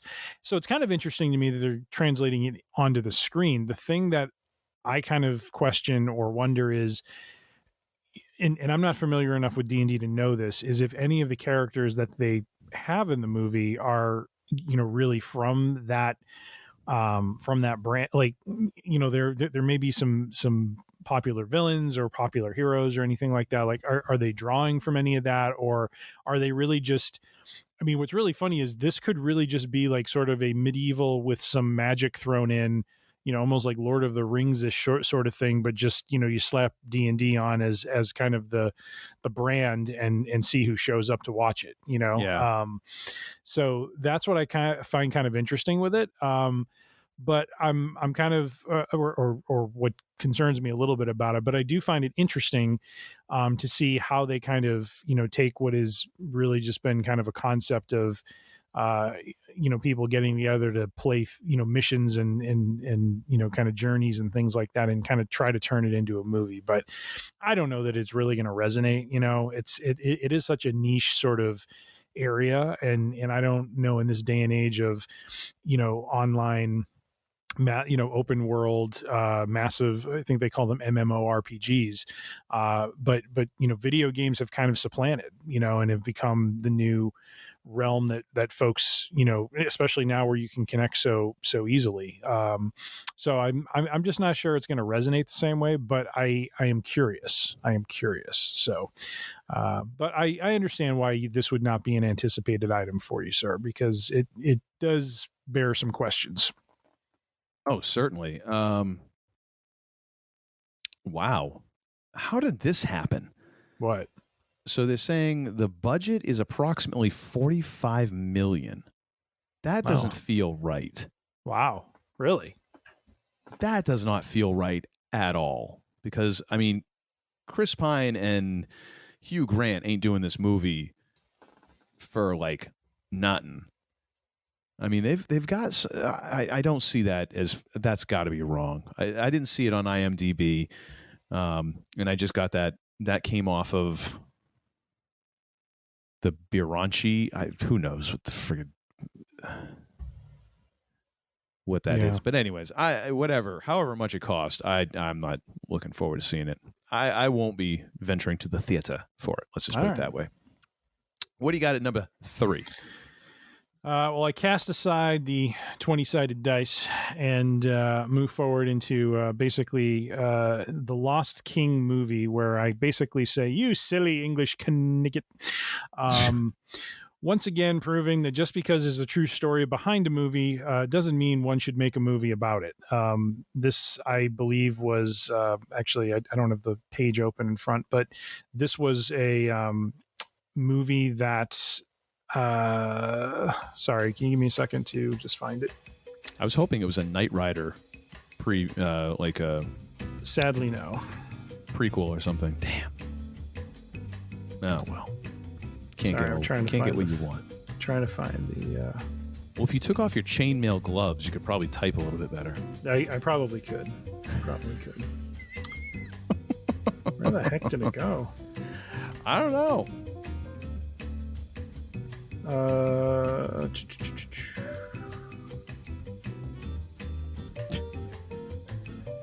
Well, this is embarrassing. Okay, there it is. That's under John Wick Chapter 4. Oh, okay. Well, of course. Oh, plot inspired by the true story of finding British monarch King Richard III's remains under a Leicester car park is what the description is described as. So I don't know. I saw this and said, well, it's great. This is kind of based on a real story. I don't know that I really care. I just, I don't know, just didn't seem like something that folks would be into. So I put this as a least anticipated movie. True. Yeah, I can't say that I'm looking forward to that at all. And I'm probably going to forget about it as soon as I go into my next movie.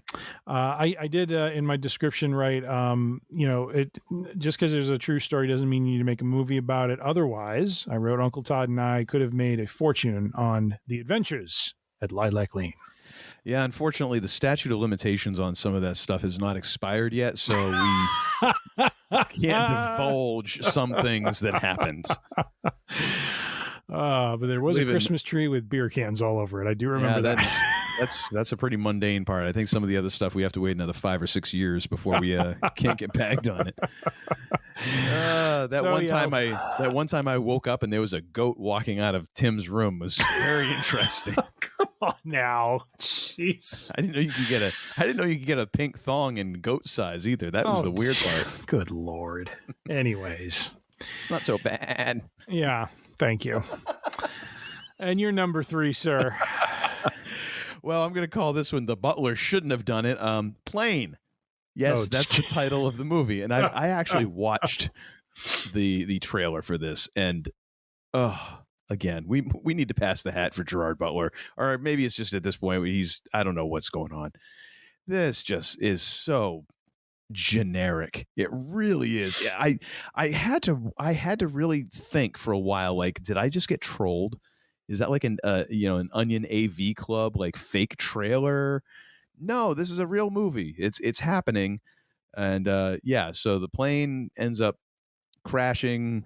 The whole crew the whole passengers get kidnapped, and then there's this guy who seems like a bad guy, but he's not. And him and I guess the pilot Gerard Butler are special forces, or they're both badasses. And then they manage to somehow, the plane that crashed, they fix it well enough that they can take off from this island. And it seems so stupid. It really just you can smell the stupid through your computer screen. That's how bad it smells. But yeah, no way, no how. You ain't getting my money. I will light it on fire in the parking lot before I plunk it down for this movie. Thank you. Thank you. Please come again. Looking forward to next year when they do Train. Or it's got to be coming. Where they do, maglev Train. I mean, we already had Ambulance. Oh, there was Bullet Train. Brad Pitt.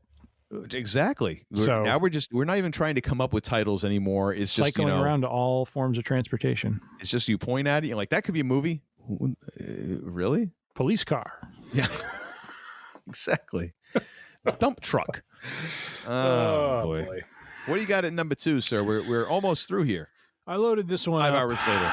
Loaded this one up. The sequels no one wants or deserves. So I'm going to run through this. Fast 10, Magic Mike's Last Dance, Transformers, Rise of the Beast. We already talked about Scream 6, The Expendables 4, and as I aforementioned, Saw 4, with my little description here of Saw 10. What did Saw I say? 10. You said Saw 4. Oh, I was looking at The Expendables. Sorry. Yeah, Saw 10. Some accountant must have been able to prove money could be drawn from yet another round of each of these franchises, and I don't know how that's even possible. But yeah, apparently we're going to the well once again, ladies and gentlemen. But the fact that we have 1, 2, 3, 4, 5, 6 of these movies just is, oh my goodness gracious. I'm cautiously optimistic about Transformers: Rise of the Beasts. I'm cautiously optimistic. I'm not going to see it in the theater. I will stream that. The rest of these I will not stream. Expendables, like seriously, I haven't seen any of the Expendables.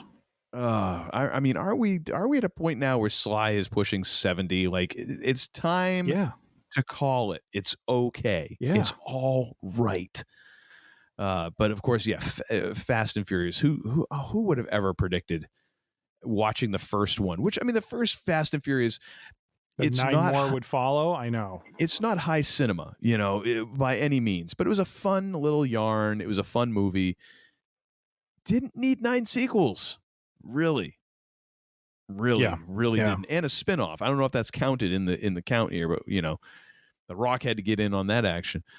Of course. The most shocking of all these is a Magic Mike freaking sequel. Yeah. Because, someone's going to show up to that apparently. So, well, I mean, hey, not me. If the dude's still in shape, I guess you draw that money. Uh-huh. And then Saw 10 is just, that's just crazy to me. That's just. Well, again, that's the whole horror movie thing. Like that, and that was their thing. Like they were just going to churn those out like once they were going to bang those out once a year. That was the original plan. I get it, but no, I've never seen any of these movies. Horror is not my thing, but what kind of drew me to at least reading the synopses of the first 3 was I thought it had an interesting story to it, with a character, with a, where it's not just kind of your paper thin villain. It's the Thanos kind of villain where there's a bit of depth to the actions being taken and kind of what led to certain things, happening and so on and so forth. So the first 3 of them I kind of get because there was an arc that was told, but then after that, it was just, it just continued to be ridiculous. It was just, more of the same. And, once again, it's that whole thing of you're just going back to the well. You're not coming up with an original story. You're just, it's like, I just wish these things could happen and then you just leave them behind and they are what they are, But, yep. Yeah. So I put that as number 2 because I figured it was apropos to group all the sequels together. What is your number 2, sir? So just a quick follow up because I was curious about this. The Saw franchise has grossed more than $1 billion. Interesting. And I'm gonna guess those movies did not cost a ton to make. I don't think so. For me, number 2, I'm going to call this one. Even M. Night knows better than to give away the twist in the trailer, and this one goes for 65. Which I'm guessing there's another twist Adam in here. Driver? Yes. Okay. I'm guessing there's another twist in here somewhere, but once you've given me the lame ass title and already tried to be too clever with the premise, I really just don't care. I really don't care. Like they give it away right in the because I'm like 65. What the hell is? All right, I'll watch the trailer. Retirement age. Yeah. But and this Adam idea should have Driver's been retiring. But it so you find out like in the trailer like he's crash landed on Earth but it's Earth 65 million years in the past. Okay, fine, whatever. Interesting. And it's like him and this I think it's a little girl and he has to do some I don't know, but I'm like this just seems like it's trying to be too cool for school and it's not my jammy jam. So next, the show on NBC called La Brea, which is basically doing the same thing. Well, I mean, I don't want to say the same thing. It's different, but it's the same concept. Things going on in present day, and then there's like a portal to go back to like 65 million whatever. So sounds like Land of the Lost.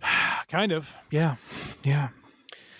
All right, sir. What is your least anticipated movie of 2023? Well, I saw the trailer for it when I went to see Avatar over the holidays, and I was just literally said, why? Oh, sweet Moses, why?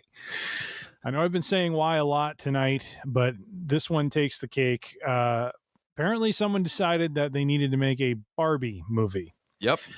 And to me, my byline here is this feels like a movie that should have been made during this brand's boom years. Now, maybe I'm just way out of sync with culture and popular, pop culture and that sort of thing, but I don't know that Barbie's a big deal at this point. And I'm just kind of like, who wanted this? Why? Where? How? When?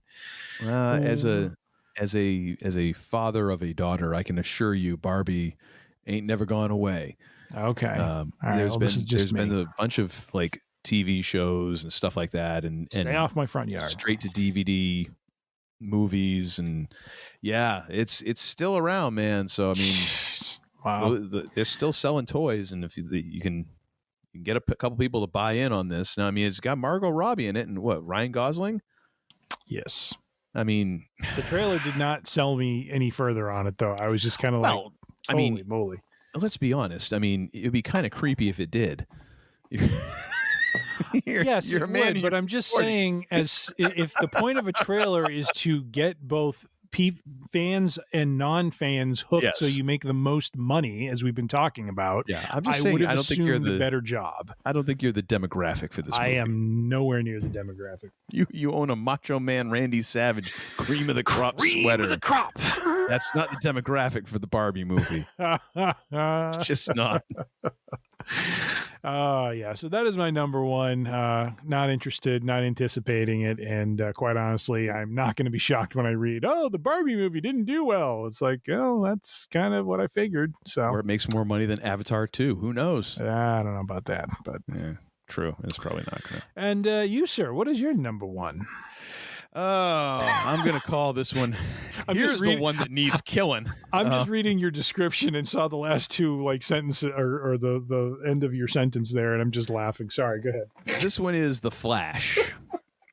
And this movie also doubles as reason 5,683 of why I can't take the new DC regime seriously. Because of all their properties to keep alive, they decided to stick with the one helmed by Ezra Miller, the one-man crime wave. Well done. Well said, sir.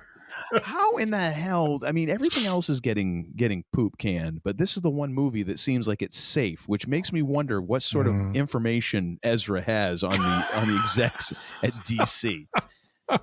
Like, there's I don't get it. Like, I really don't get it.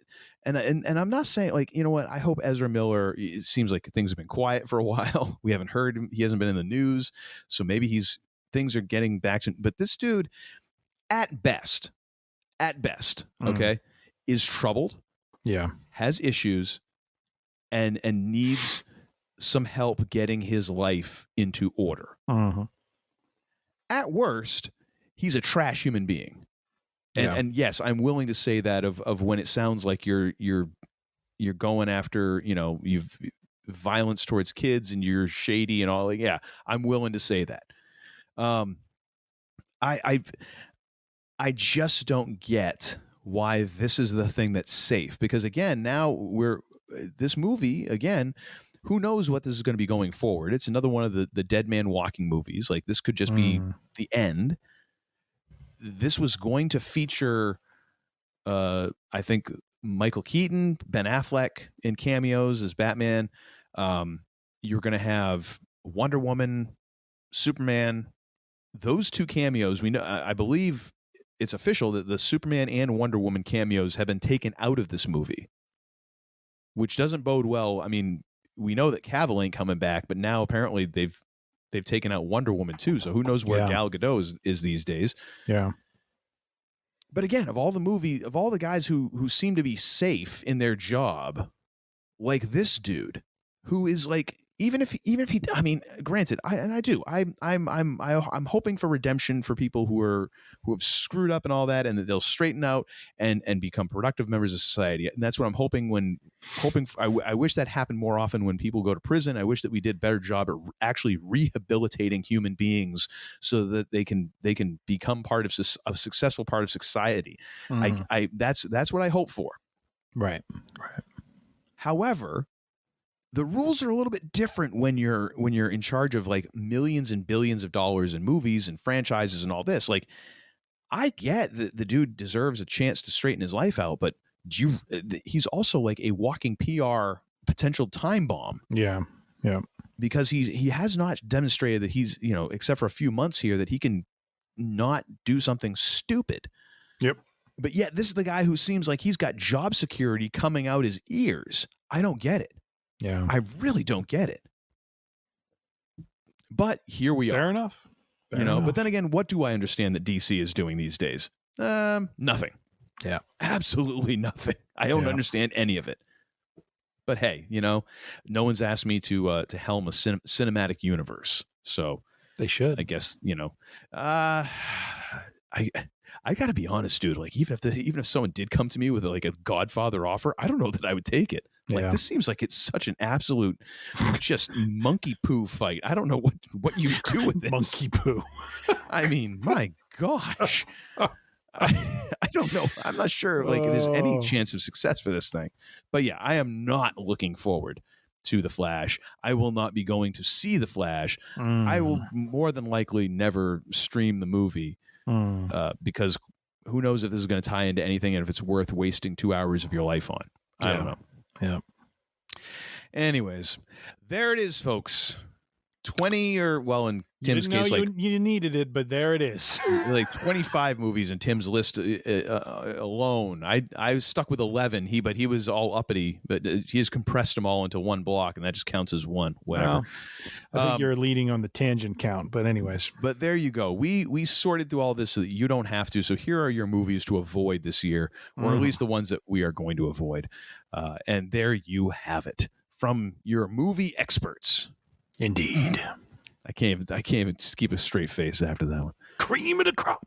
Yeah. And another thing.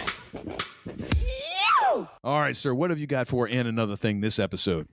My And Another Thing actually is this goes back to August when the family took a trip to DC, and we frequented a wonderful gaming store there called The Labyrinth. And there I purchased the core set of Star Wars X-Wing 2nd Edition tabletop game. This is a dogfighting game that you can play, kind of on your tabletop, and done in a way that's really interesting, and I've had a lot of fun playing it with my sons. We played it several times over the holiday break, and so just kind of wanted to bring that to the forefront and just say, if you are looking for now, I do want to say it I don't want to make it sound like it is a completely simple game. There is a bit of complexity to it, but as we just kind of went through and played a few rounds, and once you get a sense of the mechanics of it, which I think is true of any game, I think there's a mechanics learning period that you go through. Once you get there, though, it is a lot of fun, and the added bonus is the ships are all kind of like miniatures. So in a way, there's a little bit of a collectible sort of element to it. So we have over the holidays, we got a set of TIE fighters. We got a Razor Crest a la the Mandalorian. We have an X-Wing, and next on tap is looking for the Millennium Falcon. So looking forward to doing that. But we had a lot of fun playing it.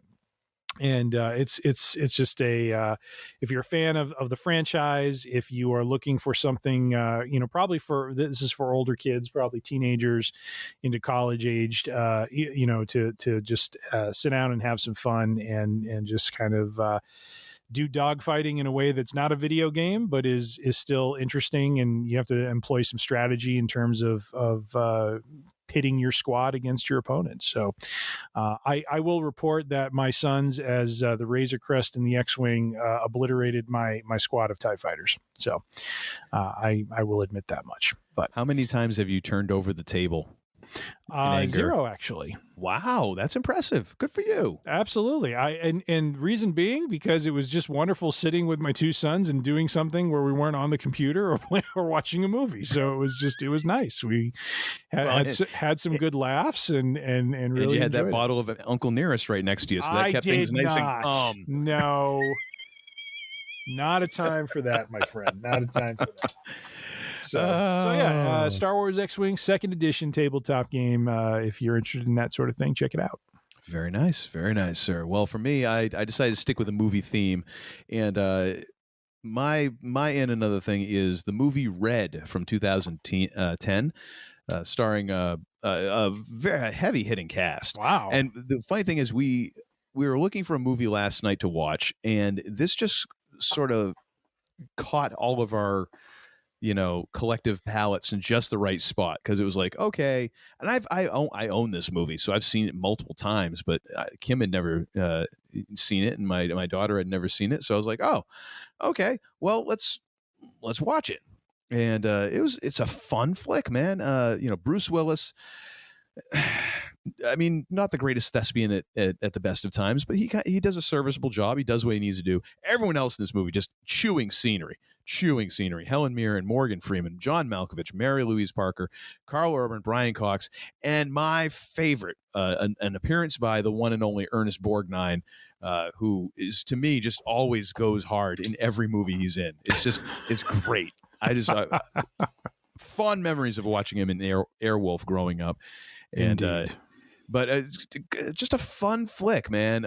It moves right along, very stylish, kind of has a little bit of a Guy Ritchie sort of vibe to it in the way that it's kind of done. And I really enjoy the movie. Again, it won't ever be in anyone's like top 10 greatest films of all time, but it's just a fun yarn, Nice. I'll have to check it out. I've never seen it. You should. And I think we're going to watch the sequel. And actually, the funny thing is, it is based off of a DC property. I don't know if it's a graphic novel or a comic book. Interesting. But RED stands for Retired Extremely Dangerous. So all of the characters are these retired CIA operatives. Interesting. And so when they've been retired, they still keep tabs on them because they're retired, but they are extremely dangerous. Like, these are people who are, badasses at their job. They're just too old to do the job anymore. But layeth the smacketh down. Exactly. Nice. So there you have it. Very nice. Well, that is about it, folks. It's time for us to pack on up and do whatever it is that we normally should be doing that we're probably still not going to do anyways in our professional lives. I'm speaking for myself. The man they call Tim is a very diligent worker who always gets his work done. Me, I'm just a slacker with delusions of grandeur. So, but that being said, it's time for us to shut this thing down. So thank you for listening. Thank you for downloading. Thank you for subscribing. If you haven't subscribed, what the hell's wrong with you? It's very simple. Here, I'll lay it out for you. You go to freerangeidiocy.com. All of our episodes are right there. You can download whatever you'd like, or you can subscribe right through the Podbean app. You can also find us on the Podbean purveyor of your choice, podcast purveyor of your choice. We're on Spotify, Apple Podcasts, Google Podcasts, Pandora, all of them. Just go ahead and search for Free Range Idiocy. You'll find us. We're also on the social medias. We love us some social medias, mostly because we love us some us. So you can find us on Facebook. We are on Instagram. We are on YouTube. All of those are at Free Range Idiocy. You can find all our episodes on YouTube, as a matter of fact, so you can subscribe that way. You will find us on Twitter, but we're not active because Elon locked us out, so screw Twitter. Once again, I can't say it enough. Screw Twitter. But if you have any questions, thoughts, or concerns, we would welcome those, and you can send all of those to Tim at freerangeidiocy.com, and he will respond forthwith, if not sooner, with any, tell us any show ideas that you have, things that you'd like us to talk about, interesting things that you'd like to point out, all of those things. And of course, outright bribery is always welcomed in that inbox. So feel free, send in those messages, and Tim will get back to you. Now, we have come to the time of the show where finally I stop yammering and hand this over to the less idiotic of the two idiots who run the show.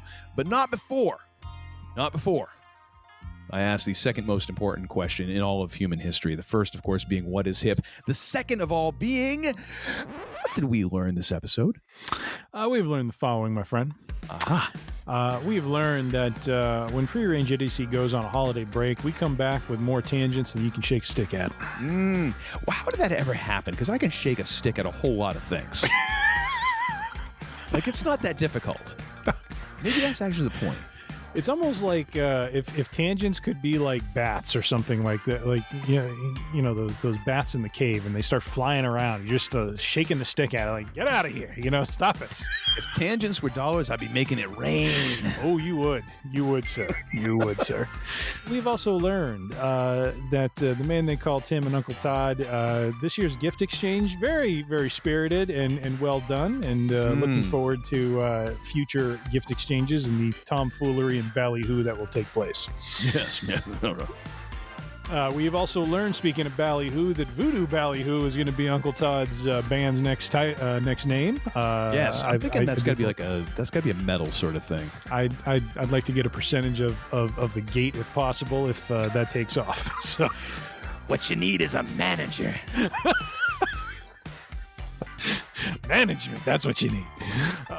Yes. And we are starting a new year, but as we have analyzed and discussed and probably gone off on a few tangents here, there, and everywhere.